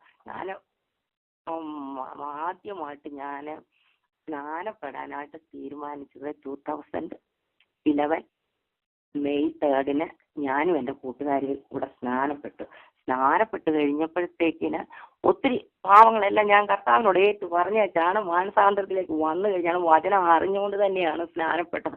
എൻ്റെ ഹസ്ബൻഡിനോട് ഞാൻ പറഞ്ഞില്ല കാരണം അതൊന്നും നടക്കുന്ന കാര്യമില്ല. പറഞ്ഞാൽ സംഭവിക്കരുത്. അതെനിക്ക് പിന്നീട് അത് തെറ്റായി പോയെന്ന് എനിക്ക് തോന്നി. 6 മാസത്തിനുള്ളിൽ ഞാൻ എൻ്റെ ഹസ്ബൻഡിനോട് പറയുകയും ചെയ്തു ഞാൻ സ്നാനപ്പെട്ടു. അതിലിപ്പോൾ ചില പ്രശ്നങ്ങളൊക്കെ ഉണ്ടെങ്കിൽ അതൊന്നും ഞാനിപ്പോൾ പറയുന്നില്ല. അത് കഴിഞ്ഞിട്ട് ഞാൻ പള്ളിയിൽ 1 വർഷം ഞാൻ പോയി സ്നാനപ്പെട്ട്. എനിക്കറിയാം ഇത് തെറ്റാവും, ഞാൻ ഈ പള്ളി പോകുന്നതും ഈ ഇതൊക്കെ തെറ്റാണ്. ഞാൻ സ്നാനപ്പെട്ട് കഴിഞ്ഞിട്ട് ഞാൻ സാധാരണ പള്ളിയിൽ ഇത്രയും നാൾ പോയിട്ടുള്ളൂ. ഞാൻ വളരെ ചുരുക്കമേ കുമ്പസാരിച്ചിട്ടുള്ളൂ. കൂടിപ്പോയ എൻ്റെ അറിവില് യാക്കോബ് പള്ളിയിലായിരുന്നെങ്കിൽ ഒരു 5 പ്രാവശ്യത്തിൽ കൂടുതൽ ഞാൻ കുമ്പസാരവും പോയിട്ടില്ല. അവിടുത്തെ കമ്മ്യൂണിന് ഞാൻ അങ്ങനെ എടുക്കാറില്ലായിരുന്നു. എന്തോ എനിക്ക് ഭയമായിരുന്നു, അതുകൊണ്ടായിരുന്നു ഞാൻ അത് എടുക്കാഞ്ഞത് തന്നെ. അപ്പൊ പിന്നീട് ഞാൻ ഒരു കാര്യം പറയുന്നു, ഈ സ്നാനപ്പെട്ടെല്ലാം കഴിഞ്ഞ് ഇങ്ങനെ ഞാൻ വചനമൊക്കെ പഠിച്ച് വചനത്തിൽ വളർന്നുകൊണ്ടിരിക്കുമ്പോൾ എനിക്ക് പല ദർശനങ്ങളും പല സ്വപ്നങ്ങളും ഒക്കെ. ഒരു രാത്രി ഞാൻ കിടന്നുറങ്ങും, പക്ഷെ എനിക്കറിയാം ഞാൻ എവിടെ പോയെന്നൊന്നും എനിക്ക് അറിയത്തില്ല. എല്ലാരും പറയും ആത്മാവിൽ നമ്മളെ ആത്മാവിൽ എടുത്തോണ്ട് പോകുന്നു. ഞാന് എങ്ങോ എൻ്റെ ആത്മാവ് പിന്നീട് എനിക്കത് വെളിപ്പെട്ട് കിട്ടി. ഞാൻ എങ്ങാണ്ട് പോയി ഞാൻ എങ്ങാണ്ട് കടന്നു ചെന്ന മുഴുവൻ ഏഞ്ചൽസിന്റെ മധ്യത്തില് ഞാനും ഒരു ഏഞ്ചൽ പോലെ ഞാനിങ്ങനെ പറന്ന് നടക്കുക. അവിടെ കേൾക്കുന്ന മൂത്രം എൻ്റെ വായിന്ന് വരുന്ന മൂത്രം ഹല്ലേലൂയ ഹല്ലേലൂയ, വേറെ ഒന്നുമില്ല, ഇത് മാത്രം ഹല്ലേലൂയ പറഞ്ഞോണ്ട് ഞാൻ ഈ ഏഞ്ചൽസിന്റെ കൂട്ടത്തിൽ കിടന്നോണ്ട് ഞാനും കറങ്ങ വെള്ള നിറത്തില്ല. അപ്പൊ ഇങ്ങനെ ഹല്ലേലൂയ പറയും. കുറെ നേരം കഴിഞ്ഞപ്പോഴത്തേക്കും എനിക്കിതൊന്നും അറിയത്തില്ല, ഞാൻ എവിടെ പോയെന്നൊന്നും എനിക്കറിയില്ല. കുറെ നേരം കഴിയുമ്പോൾ ടപ്പാന്ന് എൻ്റെ ബോഡിയിലോട്ട് വന്ന് ഇടിച്ച് ഞാൻ കയറി. അതെപ്പോഴും ഞാൻ കാണുന്നില്ല, ഞാൻ എവിടെ പോയതാ, ഇതെന്താ സംഭവം. പിന്നീട് എനിക്ക് വെളിപ്പെടുത്തുന്ന നമ്മൾ ആത്മാവ് എടുത്തോണ്ട് പോകുന്നൊക്കെ പറഞ്ഞ് നമ്മളറിയാമല്ലോ. അത് അവിടെ നിർത്തട്ടെ. 2012 ഞാൻ സ്നാനപ്പെട്ട് കഴിഞ്ഞ് 1 വർഷം ഞാൻ പള്ളിയിൽ പോയി. പള്ളിയിൽ എങ്ങനെയെങ്കിലും വെളിയെ ചാടണമെന്നൊക്കെ എനിക്ക് മനസ്സുണ്ട്. അതിനിടയിലും കർത്താവ് എന്നെ ഒത്തിരി ഒത്തിരി ഒത്തിരി കാര്യങ്ങൾ കാണിച്ചെന്ന് പറഞ്ഞു തന്നു. 2ാമത്തെ പ്രാവശ്യം കർത്താവിനോട് നേരിട്ട് സംസാരിക്കരുത്. ഞാനൊരു മനുഷ്യന് ഇങ്ങനെ സംസാരിക്കുന്ന പോലെ ഞാൻ കേട്ടിട്ടില്ല. നേരത്തെയൊക്കെ പറഞ്ഞു കേട്ടിട്ടുണ്ട് ദൈവാത്മാവ് നമ്മളോട് സംസാരിക്കുമെന്ന്. രണ്ടാമത്തെ വാക്യം 2012 ഫെബ്രുവരി 13 ഏർലി മോർണിംഗിൽ കർത്താവ് ഹല്ലേലൂയ സ്തോത്രം എൻ്റെ അടുത്ത് വന്നേച്ച് വെളുപ്പിനെ വന്നേച്ച് പറയുവാണ്. ഇത്ര മാത്രം അറിയാം, വെളിപ്പാട് 22:7. ഞാൻ ഉടനെ കർത്താവെ നീയായി പറയുന്നെന്ന് എനിക്കറിയാം. ഉടനെ ഒന്നുകൂടെ വെളിപ്പാട് 22:7 ഓർത്തോണം, എല്ലാം മലയാളത്തിലാണ് എന്നോട് സംസാരിക്കുന്നത്. അപ്പൊ ഞാൻ ഉടനെ പറഞ്ഞു, കർത്താവെ ഇപ്പം മണി നോക്കിയിട്ട് 2:30 മണിയായിട്ടുള്ളൂ. എന്റെ ഭർത്താവുണ്ട് ഇപ്പുറത്ത് കിടന്നു പറഞ്ഞു. എന്റെ ഹെഡൻറ്റിൽ ലൈറ്റ് ഉണ്ട്, ബൈബിളുണ്ട്, പക്ഷെ ഞാനിപ്പോ നോക്കുന്നില്ല കർത്താവ്. ഞാൻ രാവിലെ എഴുന്നേറ്റ് 5:30 അലാറം കൊണ്ട് നോക്കണം. ഞാൻ അങ്ങനെ പറഞ്ഞു, എനിക്ക് അത്രയ്ക്കുള്ള ബോധമുള്ളതെന്ന് ഓർത്തോളം നിങ്ങൾ കർത്താവിനോട് പറയുക. ഞാൻ അത് കഴിഞ്ഞ് ഞാനങ്ങ് കിടന്നു നിശബ്ദമായിട്ട് അങ്ങ് കിടന്ന് എന്നിട്ട് വെളുപ്പിന് 5:30 വരെ അലാറം വരെ എനിക്ക് ഉറക്കം വരത്തില്ല. ഇതെന്തുവാന്നറിയണം. വെളിപ്പാട് 22:7. ഞാൻ ഉറങ്ങാനും പറ്റുന്ന ഇത് തനത്താനും മനസ്സിലേക്ക്. അത് കഴിഞ്ഞ് 5:30 മണിക്ക് ഞാൻ രാവിലെ എഴുന്നേറ്റ് ഓടി വന്ന് ബൈബിളിൽ നോക്കുക. അടുക്കള വന്നേച്ച് കിച്ചണിൽ എൻ്റെ ഹസ്ബൻഡ് 5:30 എഴുന്നേക്കും ജോലിക്ക് പോകാനായിട്ട്. ഓടി വന്ന് നോക്കുമ്പോഴത്തേന് കർത്താവേ, ഞാൻ ഇതിനു മുമ്പ് ഈ വെളിപ്പാട് പുസ്തകം ഞാൻ വായിച്ചിട്ടില്ല. ദൈവമക്കളെ നല്ല ലജ്ജയോടെ പറയുക, എനിക്ക് ഈ വെളിപ്പാട് പുസ്തകത്തിനെ കുറിച്ച് ചില അറിവൊക്കെ മനുഷ്യരും പറഞ്ഞു കേട്ടിട്ടുണ്ട്, വായിച്ചു കേട്ടിട്ടുണ്ട്, അല്ലാതെ വലിയ പഠിത്തമൊന്നും എനിക്കിതിനെ പറ്റില്ല. ആ 7 ഇതാ ഞാൻ വേഗത്തിൽ വരുന്നു, ഈ പുസ്തകത്തിലെ പ്രവചനം പ്രമാണിക്കുന്നവൻ ഭാഗ്യവാൻ എന്ന് പറഞ്ഞു. അപ്പൊ ഞാൻ ഒന്നുകൂടെ വായിച്ചു, ഇതാ ഞാൻ വേഗത്തിൽ വരുന്നു, ഈ പുസ്തകത്തിലെ പ്രവചനം പ്രമാണിക്കുന്നവൻ ഭാഗ്യവാൻ എന്ന് പറഞ്ഞു. എന്റെ കർത്താവേ, നീ എന്നോട് ഇത് പറഞ്ഞു. ഞാൻ എന്തോ വെച്ചാൽ ഉടനെ എനിക്കാകെ പാടെ ഭയമായി. കർത്താവിന്റെ പ്രമാണം പ്രമാണിക്കുന്നവൻ ഭാഗ്യവാൻ. ഞാൻ അത് കഴിഞ്ഞ് അന്നാണ് ഞാൻ മനസ്സിലാക്കുന്നത് വെളിപ്പാട് പുസ്തകത്തിന് 22 അധ്യായം ഉണ്ടെന്നും. അപ്പൊ ആ 22ാമത്തെ അധ്യായം ഞാൻ അന്നേരം തന്നെ അങ്ങ് വായിച്ചു. അത് കഴിഞ്ഞാൽ ഹസ്ബൻഡ് ജോലിക്ക് 6:15 ആകുമ്പോൾ ഉള്ളി പോകും. അപ്പോഴത്തേക്ക് പോയി കഴിഞ്ഞപ്പോഴത്തേക്കിന് ഞാൻ ഓർത്തു ഒന്നുകൂടെ അത് വായിച്ചേച്ച് ദൈവമേ, ഈ വെളിപ്പാട് പുസ്തകം ഇതെല്ലാം ഒന്ന് വായിക്കണമല്ലോ, എനിക്ക് ഒരു പിടുത്തവും കിട്ടുന്നില്ല. അപ്പൊ ഞാൻ ആരോണ്ടൊക്കെ ചോദിച്ചു. അത് കഴിഞ്ഞേച്ച് ഞാൻ ഇച്ചിരി എനിക്കറിയാവുന്ന ഇതിലൊക്കെ കർത്താവ് ഞാൻ എന്തോ ചെയ്യണം. അന്നേരം ഞാൻ സമർപ്പിച്ചു. ഓർത്തോണം, കർത്താവ് എന്നോട് പറയാൻ ഞാൻ ആരാന്നാ എന്റെ ചോദ്യം. അത് ഇതാ ഞാൻ വേഗത്തിൽ ഈ പുസ്തകത്തിലെ പ്രവചനം പ്രമാണിക്കുന്ന ഭാഗ്യവാൻ. എന്റെ ദൈവമേ സ്തോത്രം. അത് കഴിഞ്ഞിട്ട് എനിക്ക് ബോധം ഉദിച്ചു കുറേയൊക്കെ. എന്റെ കർത്താവ് വെളിപ്പാട് പുസ്തകം 22 ഇത് ആദ്യം വായിച്ചപ്പോൾ പിന്നെ മനസ്സിലാക്കി തന്നു. ഇത് വായിച്ച് കേൾപ്പിക്കുന്നവനും കേൾക്കുന്നവരും അതിലെഴുതിയിരിക്കുന്നത് പ്രമാണിക്കുന്നവരും ഭാഗ്യവാന്മാർ എന്ന് പറഞ്ഞിരിക്കുന്നു. കർത്താവ് ഈ പ്രവചനത്തിലെ വാക്കുകളെ അനുസരിക്കുന്നതിലൂടെ മാത്രമേ ആ ഭാഗ്യകരമായ അവസ്ഥ നമുക്ക് ഉറപ്പാക്കുവാനാവൂന്ന്. പിന്നീട് എനിക്കത് മനസ്സിലാക്കി പലരിൽ നിന്നും കേട്ടു. പല ബൈബിൾ സംബന്ധമായ കാര്യങ്ങൾ ഞാൻ വായിച്ചു. അതിലെ കാര്യങ്ങൾ അറിയുവാനും അനുസരിക്കുവാനുമാണ് നമ്മൾ വായിക്കുന്നത്. അല്ലാതെ വെറുതെ വായിച്ചു വിട്ടിട്ട് ഒരു കാര്യവും ഇല്ല. അത് വായിക്കാൻ അറിയാത്തവർക്ക് കേൾക്കുന്നതിലൂടെ അനുസരിക്കുവാൻ സാധിക്കും. അപ്പോൾ വചനം കേൾക്കുന്നതിലൂടെ അനുസരിക്കാൻ ഇപ്രകാരം വായിക്കുവാൻ അറിയാത്തവരും അനുസരിക്കുന്നതിലൂടെയാണ് ഭാഗ്യവാന്മാരാകുന്നത്. അപ്പൊ ഞാൻ അയ്യോ, അപ്പൊ ഞാനപ്പ എനിക്ക് വേണം നീ വരും, വന്നാലും ഞാൻ തട്ടിപ്പോയാലും എല്ലായിടക്കും. അപ്പൊ എനിക്ക് ഭയങ്കര പേടിയായി. മക്കളെ, കർത്താവേ ഇത് ആരോടെങ്കിലും പറയണം എനിക്ക്. അപ്പോൾ എനിക്ക് കർത്താവിന്റെ ദാസൻ എപ്പോഴും പറയും, കർത്താവിന്റെ ആത്മാ അതൊക്കെ ഞാൻ പറയാവില്ല. ഞാൻ പരിശുദ്ധാത്മാവിന്റെ സ്നാനമൊക്കെ അതൊക്കെ ഞാൻ പറയുന്നില്ല ഇപ്പോഴും. വായിക്കുന്നത് അനുസരിക്കുന്നവരും ഭാഗ്യവാൻ, വായിക്കുന്നവനും കേൾക്കുന്നവരും ഭാഗ്യവാന്മാരാകുന്ന അവർക്ക് അനുസരിക്കുവാൻ കഴിയുന്നത് കൊണ്ടാണ് എന്നത് മറന്നതാണ്. ഏതായാലും അത്രയൊക്കെ എനിക്ക് പിടികിട്ടി. കുറച്ച് ദിവസങ്ങൾ മാത്രം വായിച്ചു കേട്ടും അറിയുന്ന കാര്യം അനുസരിക്കുന്നില്ല എങ്കിൽ അതുകൊണ്ട് നമ്മുടെ ഭാഗ്യത്തിന് യാതൊരു ഉറപ്പും ഇല്ലെന്ന് ഓർത്തുകൊള്ളണം. അതിപ്പോ എനിക്ക് ശരിക്കും മനസ്സിലായി. കർത്താവിനെ ഓരോ വിധത്തില് പിടിച്ചു മാറ്റിക്കൊണ്ട് വരുന്നത് മനസ്സിലായി. അത് ആരുടെയും പറയണം, ഇത് സത്യമാണ്, ഈ വചനം സത്യമാണ്. അപ്പൊ കർത്താവിന്റെ ദാസം പല പ്രാവശ്യം പറഞ്ഞ് ഞാൻ കേട്ടു, പേപ്പട്ടി പിടിച്ച പോലെ ആയിരിക്കുമെന്ന്. ഇങ്ങനെ പരിശുദ്ധാത്മാവ് ഇടയ്ക്ക് വിട്ടാല് പേപ്പട്ടി പിടിച്ച പോലെ ആയിരിക്കുമെന്ന്. കർത്താവിന്റെ മക്കളെ ശരിക്ക് കർത്താവ് എനിക്ക് പേളയെന്ന് അവസാനം ഞാൻ കാണുന്നെടുക്കും വീട്ടിൽ എനിക്ക് ആകെപ്പാടെ എൻ്റെ ഭർത്താവിനോട് എൻ്റെ മക്കളോട് എൻ്റെ കൂട്ടി ഇതെല്ലാം അടിച്ചൊന്ന് ഏൽപ്പിക്കണം. അന്ന് എനിക്കൊന്നും അറിയത്തില്ല. ശാന്തമായിട്ട് പറഞ്ഞാലേ ഇവരൊക്കെ മനസ്സിലാക്കാൻ സാധ്യതൊക്കെ എനിക്ക് പുറകെ മനസ്സിലാക്കിട്ടോ കേട്ടോ. അപ്പം ഞാൻ ഇതെല്ലാം അയ്യോ ഇത് പഠിക്കണം ദൈവമക്കളെ. ഞാൻ ഈ പുസ്തകത്തെക്കുറിച്ച് പലരോടും ഓർത്തഡോക്സ് സഭക്കാര് യാക്കോബ പള്ളിക്കാരോട് പറഞ്ഞു.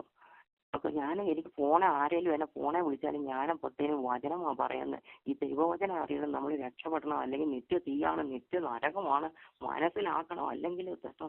അപ്പോഴത്തേക്കിനും ഞാൻ ദൈവനാമത്തിന് മഹത്വത്തിന് ഞാൻ പറയുന്നത് ഓർത്തോഡോക്സ് യാക്കോബ പള്ളി പോകുന്ന എൻ്റെ ഒരു കൂട്ടുകാരിയുടെ ഭർത്താവ്. ആ ഭർത്താവ് ഞങ്ങൾ നല്ല ഇച്ചിരി സംസാരിക്കും വല്ലപ്പോഴും ഒക്കെ. ഒരു ദിവസം ഫോണെടുത്ത് ഞാൻ ആ സഹോദരിക്ക് വേണ്ടിയിട്ടാണ്, എൻ്റെ കൂട്ടുകാരിക്ക് വേണ്ടിയിട്ടാണ് ഫോണെടുത്തത്. അപ്പം ഇങ്ങനെയാ ഫോൺ എടുക്കുന്നത്. അപ്പം അങ്ങനെ എന്തുകൊണ്ട് വിശേഷം? ഞാൻ പറയും ഒന്നുമില്ല, ഞാൻ വചന നമുക്ക് എന്തോ സ്നാനപ്പെട്ടെന്നൊക്കെ കേൾക്കുന്നു. ഞാൻ പറയും സ്നാനമൊക്കെ പെട്ടു. ഞാൻ ഈ ഒരു വർഷത്തിനകം പള്ളിയിൽ നിന്നൊക്കെ ഇറങ്ങി. അന്നത്തെ ഞാൻ പള്ളിയിൽ നിന്ന് ഇറങ്ങി കേട്ടോ, ഓർത്തോണം. അത് കഴിഞ്ഞപ്പോഴത്തെ ഞാൻ പറയാം ഞാൻ ഇപ്പൊ കർത്താവിനെ ഒന്ന് ഫോളോ ചെയ്യാനായിട്ട് ശ്രമിക്കുക. ഈ വെളിപ്പാട് പുസ്തകമൊക്കെ ഒന്ന് വായിക്കണം. അപ്പൊ ഞാൻ അങ്ങോട്ട് വചനം പറയാൻ തുടങ്ങി പുള്ളിയോട്. വചനം പറയാം. എന്താ പറയുന്നത്? വെളിപ്പാട് പുസ്തകമോ? അറിയാമോ ആ വെളിപ്പാട് പുസ്തകം എന്ന് പറഞ്ഞാൽ എന്തോന്ന്? യോഹന്നാനും ഭ്രാന്ത് പിടിച്ച് ഏതാണ്ട് വിളിച്ച് പറഞ്ഞത് ആരാണ്ട് അതിനകത്ത് കേട്ടി. അയ്യോ ഞാൻ പറയും അയ്യോ എന്തോ നിങ്ങളൊക്കെ പറയുന്നത്? അതല്ലാതെ വേറെ എന്തോന്ന് അതിനകത്ത് എഴുതിയിരിക്കുന്ന ആർക്കേലും? അങ്ങനെ ഭ്രാന്ത് പിടിച്ച് അവിടെ പത്മോസിലെങ്ങാണ്ട് കൊണ്ടിട്ടപ്പോൾ ഭ്രാന്ത് പിടിച്ച് അങ്ങേരെ ഏതാണ്ടൊക്കെ പറഞ്ഞതെല്ലാം കൂട്ടി. അയ്യോ എനിക്കത് കേട്ടിട്ട് ഭയങ്കര സങ്കടമായി പോയി കേട്ടോ. ദൈവമേ എന്നിട്ട് പറയും സമുദായം സഭ പലരെയും കലക്കി വെച്ചിരിക്കുന്നത് ഇങ്ങനെയൊക്കെയാ. വെളിപ്പാട് പുസ്തകം ഒരു കാലത്ത് അവരോടൊക്കെ പറഞ്ഞിട്ട് വായിച്ചേക്കരുത്, പഠിപ്പിച്ചേക്കരുത്, പള്ളികളിൽ പഠിപ്പിക്കത്തില്ലായിരുന്നൊക്കെ. പിന്നെയാ ഞാനിതൊക്കെ മനസ്സിലാക്കി വരുന്നത് കേട്ടോ. കത്തോലിക്ക പള്ളി ബൈബിളൊന്നും വായിക്കാൻ വയ്യാത്ത അവർക്ക് അലൗഡ് അല്ലായിരുന്നു. അങ്ങനെ ഈ വെളിപ്പാട് പുസ്തകം പള്ളികളിൽ അധികം ഒന്നും പഠിപ്പിക്കത്തുമില്ലായിരുന്നു. പള്ളികൾ ഒന്നാമത് വചനം പഠിപ്പിക്കാറില്ലായിരുന്നു. അതുകൊണ്ട് അപ്പൊ ഈ വ്യക്തിയോട് ഞാൻ പറയും ഈ വ്യക്തി എന്നോട് ഇങ്ങനെ പറയുന്നത് ഭ്രാന്ത് പിടിക്കുകയോ എനിക്കത് ഭയങ്കര ഒരു സമയം ചുരുക്കം പറഞ്ഞ് ഞാൻ പറയുവാണേ ഈ കുറ്റമായിട്ടല്ല പറയുന്നത്. ദൈവാത്മാവ് വിടുകയില്ല. പരിശുദ്ധ ആത്മാവിന് എതിരായിട്ട് നമ്മൾ പോയോ എവിടത്തേലും കർത്താവ് ആ വ്യക്തി 3 വർഷം തികച്ചില്ല. ദൈവമേ വായില് ക്യാൻസർ വന്നു. സർജറി കൂടെ കടന്ന് 1 മാസത്തിനുള്ളിൽ പുള്ളി മരിച്ചു. ഞാനൊന്നും പറഞ്ഞില്ല. എൻ്റെ ദൈവമേ, ഞാൻ അവിടെ പോയി വീട്ടിൽ പോയി അത് കഴിഞ്ഞൊക്കെ ഞാൻ പ്രാർത്ഥിക്കാനും ഒക്കെ പോയി, പ്രാർത്ഥനയൊക്കെ ചെയ്തു. പക്ഷേ എൻ്റെ മനസ്സിൽ അത് സ്ട്രൈക്ക് ചെയ്തു. കർത്താവിൻ്റെ വചനമാണല്ലോ, ഇവരോട് പറഞ്ഞിട്ട് എന്താ വചനം. അതേപോലെ തന്നെ വേറൊരു വ്യക്തി യാക്കോബ്. ഞാൻ അവിടെ വീട്ടിൽ ഞാൻ ചിലപ്പം ചില പുസ്തകങ്ങളൊക്കെ എനിക്ക് കിട്ടും. ഞാൻ അത് കഴിഞ്ഞ് പല പുസ്തകങ്ങളൊക്കെ വായിക്കും. ഇത് നിന്നോടൊരു എന്തോ അങ്ങനെ ഒരു പുസ്തകമുണ്ട്, നിനക്കൊരു മുന്നറിയിപ്പെന്നും പറഞ്ഞതാണ് പുസ്തകം. അപ്പോൾ ആ പുസ്തകം ഞാൻ പലർക്കും കൊണ്ട് കൊടുക്കും. അപ്പോൾ ആ പുസ്തകം ഈ പുള്ളിക്കാറ്റി കൊണ്ട് അത് എൻ്റെ വീട്ടിൽ നിന്ന് 3/4 മണിക്കൂർ ഡ്രൈവ് ഉണ്ടെന്ന് ഓർത്തോണം. സിൽവർ സ്പ്രിംഗ് വാഷിംഗ്ടൺ ഏറിയായി പോവും. അവിടെ പോയി ആ പുള്ളിക്കാറ്റിയോട് ഞാൻ പറഞ്ഞു പ്രാർത്ഥിച്ച് ഞാൻ പറഞ്ഞു ഇത് ഇങ്ങനെയാണ് വെളിപ്പാട് പുസ്തകം, ഇത് വായിക്കണം കേട്ടോ. ഇതൊക്കെ ഈ പുസ്തകമൊക്കെ ഒന്ന് വായിച്ചിട്ട് വെളിപ്പാട് പുസ്തകം നമുക്ക് അറിയണം, കർത്താവ് വരാറായി ഇങ്ങനെ അല്ലെങ്കിൽ നിത്യ തീയാണ്. അന്നേരത്തിന് ആ പുള്ളിക്ക് ആ സഹോദരി എന്നോട് ഇതേ മറുപടി ഇതേ സംസാരം ആ മനുഷ്യൻ സംസാരിച്ചതുപോലെ തന്നെ എന്റെ ലീല ചുമ്മാ ഇരിക്ക, ഇതൊന്നും പറയണ്ട. യോഹന്നാൻ ഏതാണ്ട് പാന്ത് പിടിച്ചെഴുത. ഞാനത് വായിക്കാനും പോകുന്നില്ല, ഞാനത് വായിക്കത്തുമില്ല, എനിക്കതൊട്ട് കേൾക്കുകയും വേണ്ട. എൻ്റെ ദൈവം ഇതാണല്ലോ ഈ അന്നേരം ഞാൻ ഇങ്ങനൊന്നും കേട്ടിട്ടില്ല മനുഷ്യർ പറഞ്ഞു. അപ്പൊ ഞാൻ എൻ്റെ ദൈവം ഇവരും ഇത് തന്നെയാണല്ലോ പറയുന്നത്. കർത്താവായ യേശുവേ എന്തോ അതും ആ വ്യക്തി ഇപ്പോഴും ജീവിച്ചിരിപ്പുണ്ട്. പക്ഷേ ദൈവം ഞാൻ പറഞ്ഞതേ ഉള്ളൂ. ഇതൊന്നും എൻ്റെ കുറ്റമല്ല, ഇത് ഞാൻ പറയുന്നത് എൻ്റെ കുറ്റമല്ല, എനിക്ക് ബോധ്യമായിട്ടിരുന്നു. ആ പുള്ളിക്കാരത്തി 4th stage breast cancer treatment ഒക്കെ ചെയ്തേച്ച് ഇപ്പം വീട്ടിലിരിക്കുന്നു. എനിക്കറിയത്തില്ല, കർത്താവിന്റെ വചനം പ്രവർത്തിക്കട്ടെ, അല്ലാതെ നമുക്കും ആരെയും കുറ്റപ്പെടാം. അപ്പൊ ഈ പുസ്തകത്തിൽ ചെറിക്കിടക്കുന്ന ഭാഗ്യവർണ്ണനകള് അതാണ് ഈ വെളിപ്പാട് പുസ്തകത്തിൽ 7 പ്രാവശ്യം ഭാഗ്യവാന്മാർ എന്ന പദം ഉപയോഗിച്ചിട്ട് നിങ്ങൾക്ക് എല്ലാവർക്കും അറിയാം. എന്നെക്കാട്ടിലും വചനം അറിയാവുന്ന വ്യക്തികളാണ് നിങ്ങൾ എല്ലാവരും. വെളിപ്പാട് 1:3 ഇത് വായിച്ച് കേൾപ്പിക്കുന്നവനും കേൾക്കുന്നവനും പ്രമാണിക്കുന്നവനും ഭാഗ്യവാൻ. അവൻ 14:13 കർത്താവിൽ മരിക്കുന്നവർ ഭാഗ്യവാന്മാർ. 16:15 തന്റെ ഉടുപ്പ് സൂക്ഷിച്ചും ജാഗരിച്ചും കൊള്ളുന്നവൻ ഭാഗ്യവാൻ. 19:9 കുഞ്ഞാടിന്റെ കല്യാണ സദ്യക്ക് ക്ഷണിക്കപ്പെട്ടവർ ഭാഗ്യവാന്മാർ. 20:6 ഒന്നാമത്തെ പുനരുത്ഥാനത്തിൽ പങ്കുള്ളവൻ ഭാഗ്യവാൻ. 22:7 ഈ പ്രവചനം അതാണ് എനിക്ക് കിട്ടിയത്. ഈ പ്രവചനം പ്രമാണിക്കുന്നവൻ ഭാഗ്യവാൻ. എന്റെ കർത്താവേ സ്തോത്രം. അങ്ങനെ ഈ ആന്ന് തൊട്ട് എനിക്ക് ഈ വചനം ആരുടെയും എടുത്ത് എത്തിക്കണം. അതിനായിട്ട് ഞാൻ പല പണിയും ചെയ്യും. പലയിടത്തുമൊക്കെ പോടി നടക്കുമായിരുന്നു. എന്റെ ഭർത്താവ് രാവിലെ വീട്ടിൽ നിന്ന് പോകും. അപ്പോഴത്തേക്ക് ഞാൻ വീട്ടിൽ നിന്ന് ഇറങ്ങും. വീട്ടിൽ നിന്ന് ഇറങ്ങിച്ച് അവിടെ ഇവിടെയൊക്കെ പോകും. ഓർത്തോളം ഈ 2013-14 അന്ന് ഗ്യാസിനും ഭയങ്കര ഇച്ചിരി വില കൂടുതലുള്ള എന്റെ ഭർത്താവ് ബില്ല് നോക്കുമ്പോൾ രാത്രി ബില്ല് നോക്കിയിട്ട് ഒരു ദിവസം നീ എവിടൊക്കെയായി പോകുന്നത്, എന്തുവാ ഈ ഗ്യാസ് ഇതിന് മാത്രം വണ്ടിക്ക് ഒരു മാസം ഗ്യാസിന്റെ എക്സ്പെൻസ് $400 സംതിങ് വന്നു. ഞാൻ പറഞ്ഞു അന്ന് എന്റെ ഹസ്ബൻഡിന് അറിയാം ഞാനിങ്ങനെ പോകുന്നുണ്ട്, വചനം പറയാനൊക്കെ പോകുന്നുണ്ടെന്നൊക്കെ. പക്ഷെ അതിനൊന്നും പുള്ളിക്ക് ഒരു കുഴപ്പമില്ല ഞാനിങ്ങനെ പോകുന്നതിന്. പക്ഷേ ഞങ്ങളുടെ വീട്ടിൽ സുവിശേഷവുമായിട്ട് ആരും കയറാൻ പറ്റത്തില്ല. കാരണം ഞാൻ സ്നാനപ്പെട്ടു. അന്ന് ഒട്ടിച്ചിര പ്രശ്നങ്ങളുണ്ടായിരുന്നു വീട്ടിൽ. അതൊന്നും എനിക്ക് പ്രശ്നമില്ല. പക്ഷെ ഇപ്പോൾ ഞാൻ ഒന്നുകൂടെ പറയാം, എൻ്റെ ഹസ്ബൻഡ് വളരെ താല്പര്യത്തോടെ എന്നോട് വചനം പറയാനോ പ്രാർത്ഥിക്കാനോ നീ പ്രസംഗം കേൾക്കാനോ എന്ത് വേണേലും ചെയ്തു. പുള്ളി അതിന് വളരെ അനുകൂലമാണ്. ദൈവാത്മാവ് പ്രവർത്തിക്കുക എന്ന് ഞാൻ പറയുന്നു. അതുപോലെ വെളിപ്പാട് 22:14 ജീവന്റെ വൃക്ഷത്തിൽ തങ്ങൾക്ക് അധികാരം ഉണ്ടാകേണ്ടതിന് ഗോപുരങ്ങളിൽ കൂടി നഗരത്തിൽ കടക്കേണ്ട തങ്ങളുടെ വസ്ത്രം അലക്കുന്നവർ ഭാഗ്യവാന്മാർ. നമ്മൾ ഓർത്തോണം, നമ്മുടെ ശരീരം, നമ്മുടെ മനസ്സ്, നമ്മുടെ ആത്മാവ്. ഞാൻ 2 വചനത്തിൽ കൂടി ഇത്രയും പറയും.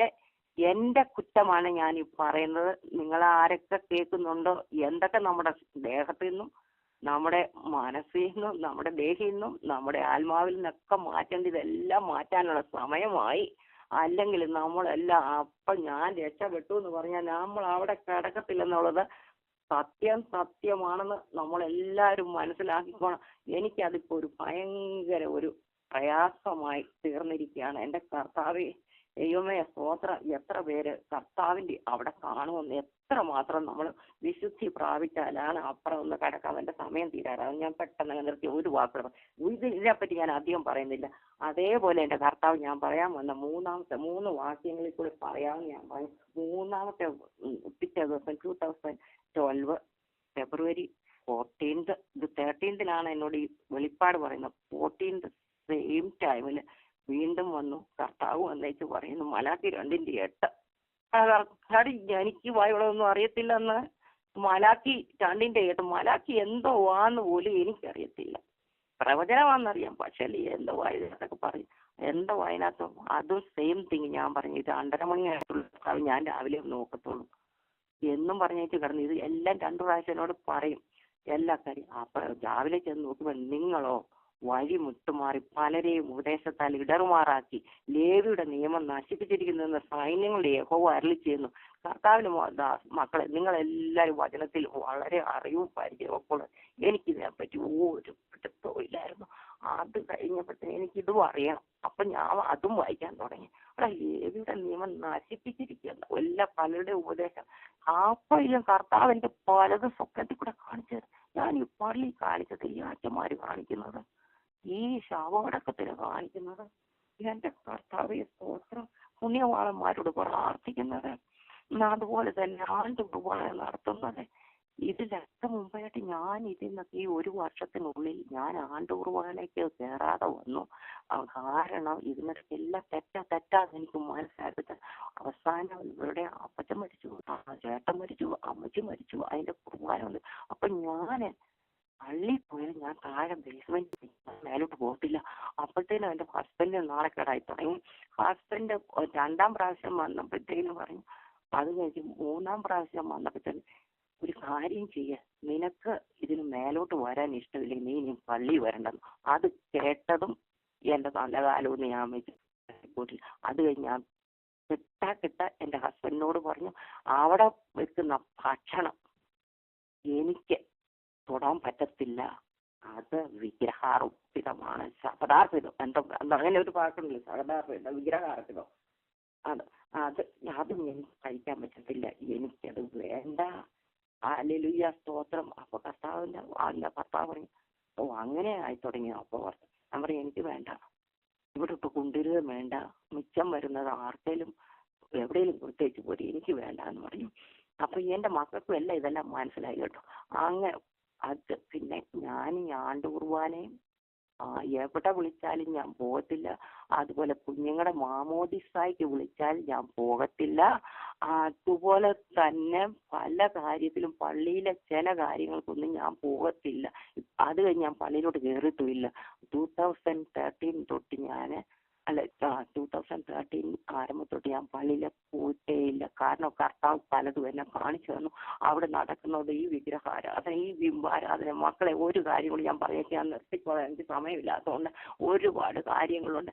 എൻ്റെ വീട്ടിൽ ഞാനായിരുന്നു ഈ പുണ്യവാളന്മാരെ പരിമല തിരുമേനിയൻ. ഞാൻ ആദ്യമായിട്ട് എൻ്റെ ഭർത്താവിൻ്റെ വീട് പള്ളിയുടെ ഒക്കെ വലിയ ദൂരമില്ല, പുളിക്കേര് വളഞ്ഞ വട്ടത്താണ്. എൻ്റെ കുഞ്ഞുങ്ങൾ ഉണ്ടായിക്കഴിഞ്ഞ് ഞാൻ കണ്ടിട്ടില്ല പരിമല പള്ളി. അപ്പോഴത്തേക്കും ഞാൻ പറയും, നമുക്കൊന്ന് പരിമല പള്ളി പോകുന്നത്. എൻ്റെ കുഞ്ഞുങ്ങളുമായിട്ട് ഞാനാണ് ആദ്യമേ പരിമലപ്പള്ളിയിൽ. അവിടുത്തെ കബറിടമൊക്കെ കണ്ട് എല്ലാവരും പോയി മുത്തുന്നു. അതൊക്കെ അവിടെ ചെന്നുള്ള കൊന്ത, അവിടെ എല്ലാം വിൽപ്പനയല്ലേ, എല്ലാം ഇപ്പം വ്യവസായമല്ലേ എല്ലായിടത്തും, പള്ളിയിലല്ല. അപ്പോഴത്തേനും അവിടെ ചെന്ന് കൊന്ത വാങ്ങിച്ചു. പരിമല തിരുമയുടെ വലിയൊരു ഫോട്ടോ എൻ്റെ മോനങ്ങ് വാങ്ങിച്ചു, 3D ഫോട്ടോ. അതും ഇതെല്ലാം ഞങ്ങളുടെ വീട്ടിലുണ്ടെന്ന് ഓർത്തോണം. അത് കഴിഞ്ഞ് കൊന്ത, പല സൈസ് കൊന്തകൾ. അതിനിടയ്ക്ക് ഞാൻ ഇതിന് മുമ്പ് ഞാൻ ഇവിടെ യാക്കോബ പള്ളി പോരാഞ്ഞിട്ട് ഞാൻ ഇവിടെ സെന്റ് ജൂഡ് എന്നും പറഞ്ഞ ഒരു ചർച്ചുണ്ട്, കത്തോലിക്കരുടെ, അവിടെ വരെ പോകുമായിരുന്നു. അവിടുത്തെ നവനയ്ക്ക് കൂടുമായിരുന്നു. അങ്ങനെ പലതും അവിടുത്തെ കൊന്ത വാങ്ങിച്ചു. കൊന്ത ഭയങ്കര കൊന്തയായിരുന്നു. അതുപോലെ തന്നെ ഇവിടെ ഞാൻ പറയുന്നില്ല, ഒരു അച്ഛനുണ്ട്. അച്ഛന് ഞങ്ങളുടെ വളരെ കാലമായിട്ട് ഞങ്ങളുമായിട്ട് വളരെ ക്ലോസ് ഒരു അച്ഛനെ, ഞങ്ങൾ ചെറുപ്പക്കാരൻ്റെ അച്ഛനെ. അങ്ങനെ ഇച്ചിരി ഒരു ഹൈ പൊസിഷൻ, ഞാൻ ആ പേര് പറഞ്ഞാൽ പലർക്കും അത് അറിയായിരിക്കും, വേണ്ട. അങ്ങനെ അയ്യോ, ഈ പരിമളയുടെ ഓർമ്മപ്പെടുവാൻ ഞാൻ ഒരു കാര്യം, എൻ്റെ ജന്മദിനം November 2. അപ്പോൾ പരിമല പെരുന്നാളിൻ്റെ ഓർമ്മയുടെ ചേച്ചി എന്നെ അന്നെല്ലാം ഭയങ്കര ചേച്ചി പരിമല തിരുമേയുടെ ദിവസം ഉണ്ടായിരുന്നു. അങ്ങനെ എല്ലാം പറയും. അങ്ങനെ വലിയ ഇതിൽ നടന്ന ഒരു വ്യക്തിയാന്ന് ഓർത്തോണം. അത് കഴിഞ്ഞപ്പോഴത്തേന് ഈ വീട്ടിൽ ഇതെല്ലാം കൊണ്ട് കിട്ടിയാല് ഈ അച്ഛനെന്ന് പറയുന്ന ആൾ ഓർത്തഡോക്സിലെ കന്യമറിയാമ്മയുടെ ഒരു വലിയ ഫോട്ടോ. ആ പുള്ളിക്കാരത്തി കറുത്ത രൂപത്തിൽ കണ്ണിക്കൂടെ കണ്ണുനീര് ഒഴുകുന്ന വിധത്തിൽ അതെല്ലാം ഞങ്ങൾക്ക് കൊണ്ട് തന്നിരിക്കുകയാണ്. അതെല്ലാം ഞങ്ങളുടെ ഭിത്തിയിലുണ്ട്. ഈ കൊന്തയെല്ലാം കൊണ്ട് യേശുവിന്റെ കന്യമറിയാമ്മയുടെ ഫോട്ടോ ഉണ്ട്, യേശുവിന്റെ ഫോട്ടോ ഉണ്ട്.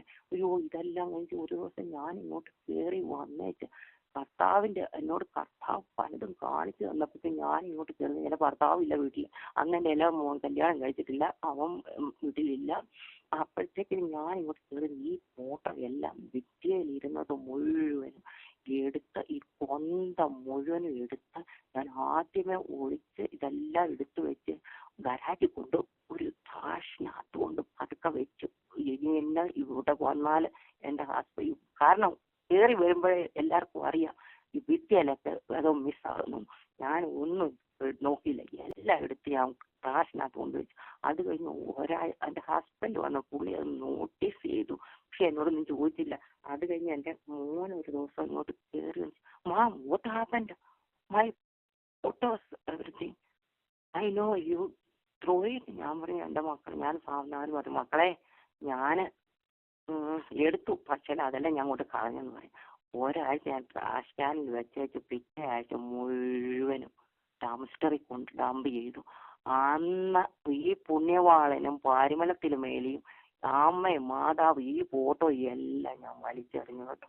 അങ്ങനെ വരെ ഞാൻ ചെയ്തു. അന്ന് എനിക്ക് സത്യം മനസ്സിലായി, ഇതിന്റെ പിന്നിലൊക്കെ വ്യാപരിക്കുന്ന എന്തോ സംഗതിയാണ്.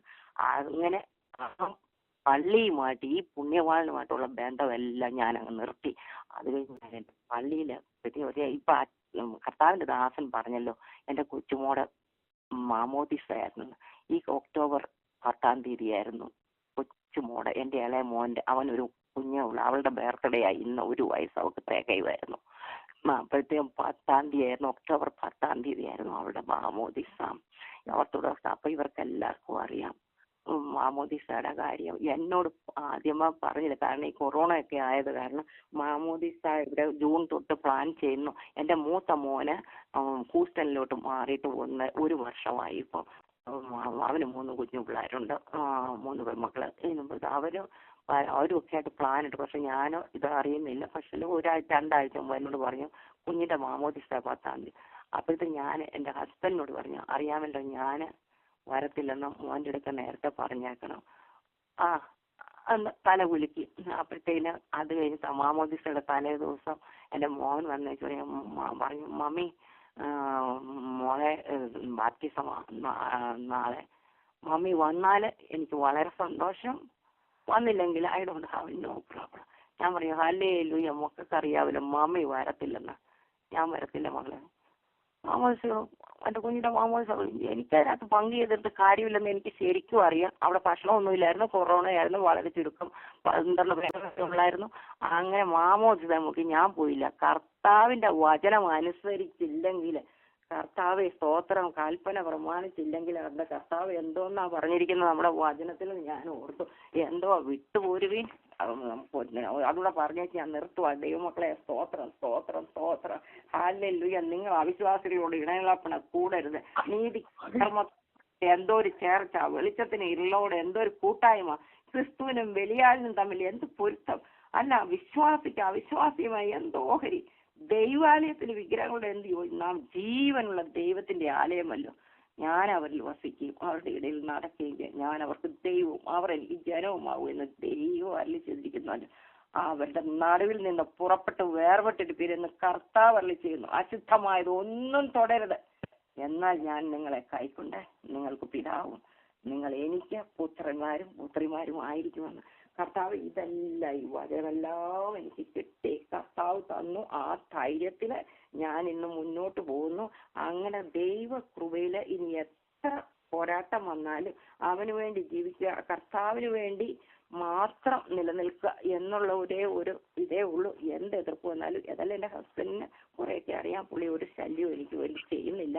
നിന്റെ ഇഷ്ടം പോലെ പോയിക്കുക. എൻ്റെ കർത്താവ് ഇത്രയും പെട്ടെന്ന് ജീനി സിസ്റ്റർ പറഞ്ഞ പോലെ കർത്താവും എൻ്റെ ഭർത്താവും എൻ്റെ കുടുംബവും എൻ്റെ മക്കളും ആ വചനത്തിൽ ഉറച്ചു നിൽക്കുന്നു. അവരെ ദൈവം ഈ വിശ്വാസത്തിലേക്ക് കൂട്ടി വരുത്തും എന്ന് ഞാൻ പ്രാർത്ഥിക്കുന്നു, വിശ്വസിക്കുന്നു. അതുപോലെ സംഭവിക്കുമെന്ന് എനിക്ക് നല്ല ഉറപ്പുണ്ട്. ദൈവമക്കളെ, നിങ്ങളെല്ലാവരും എനിക്ക് വേണ്ടി പ്രാർത്ഥിക്കണം.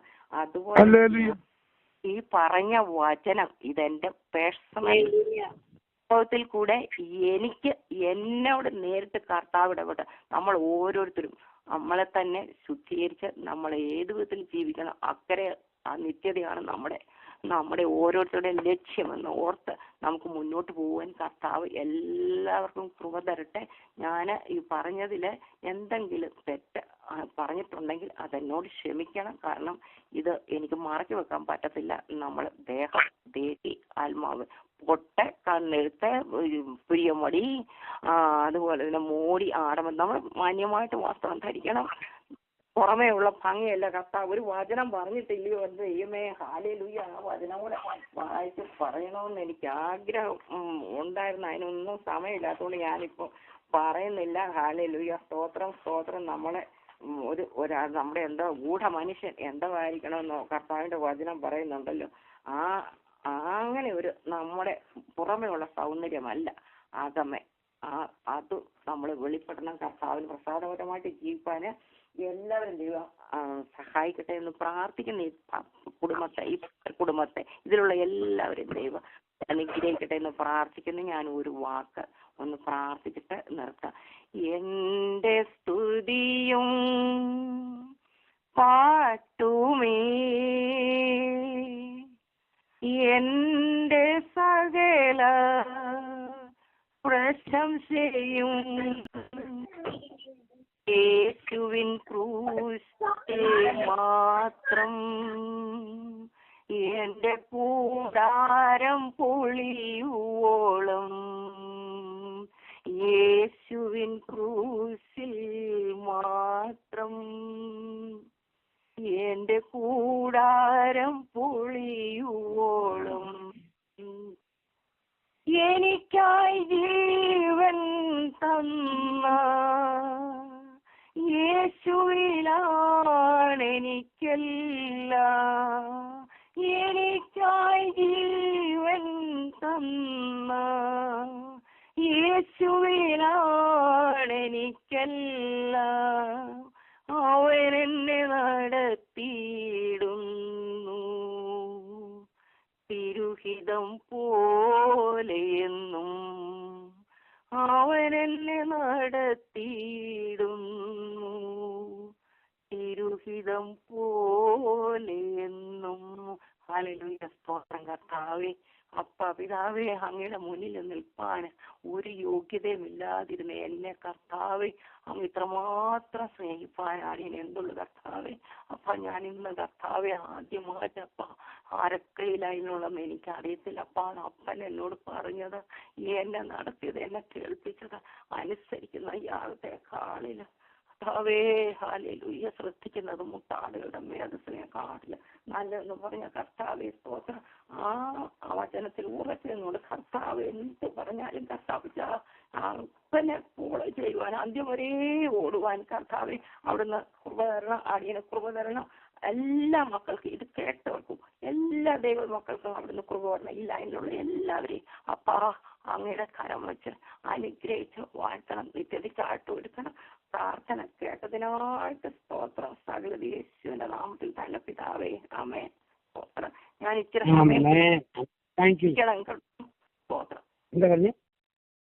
സമയം കൂടുതൽ പോയി.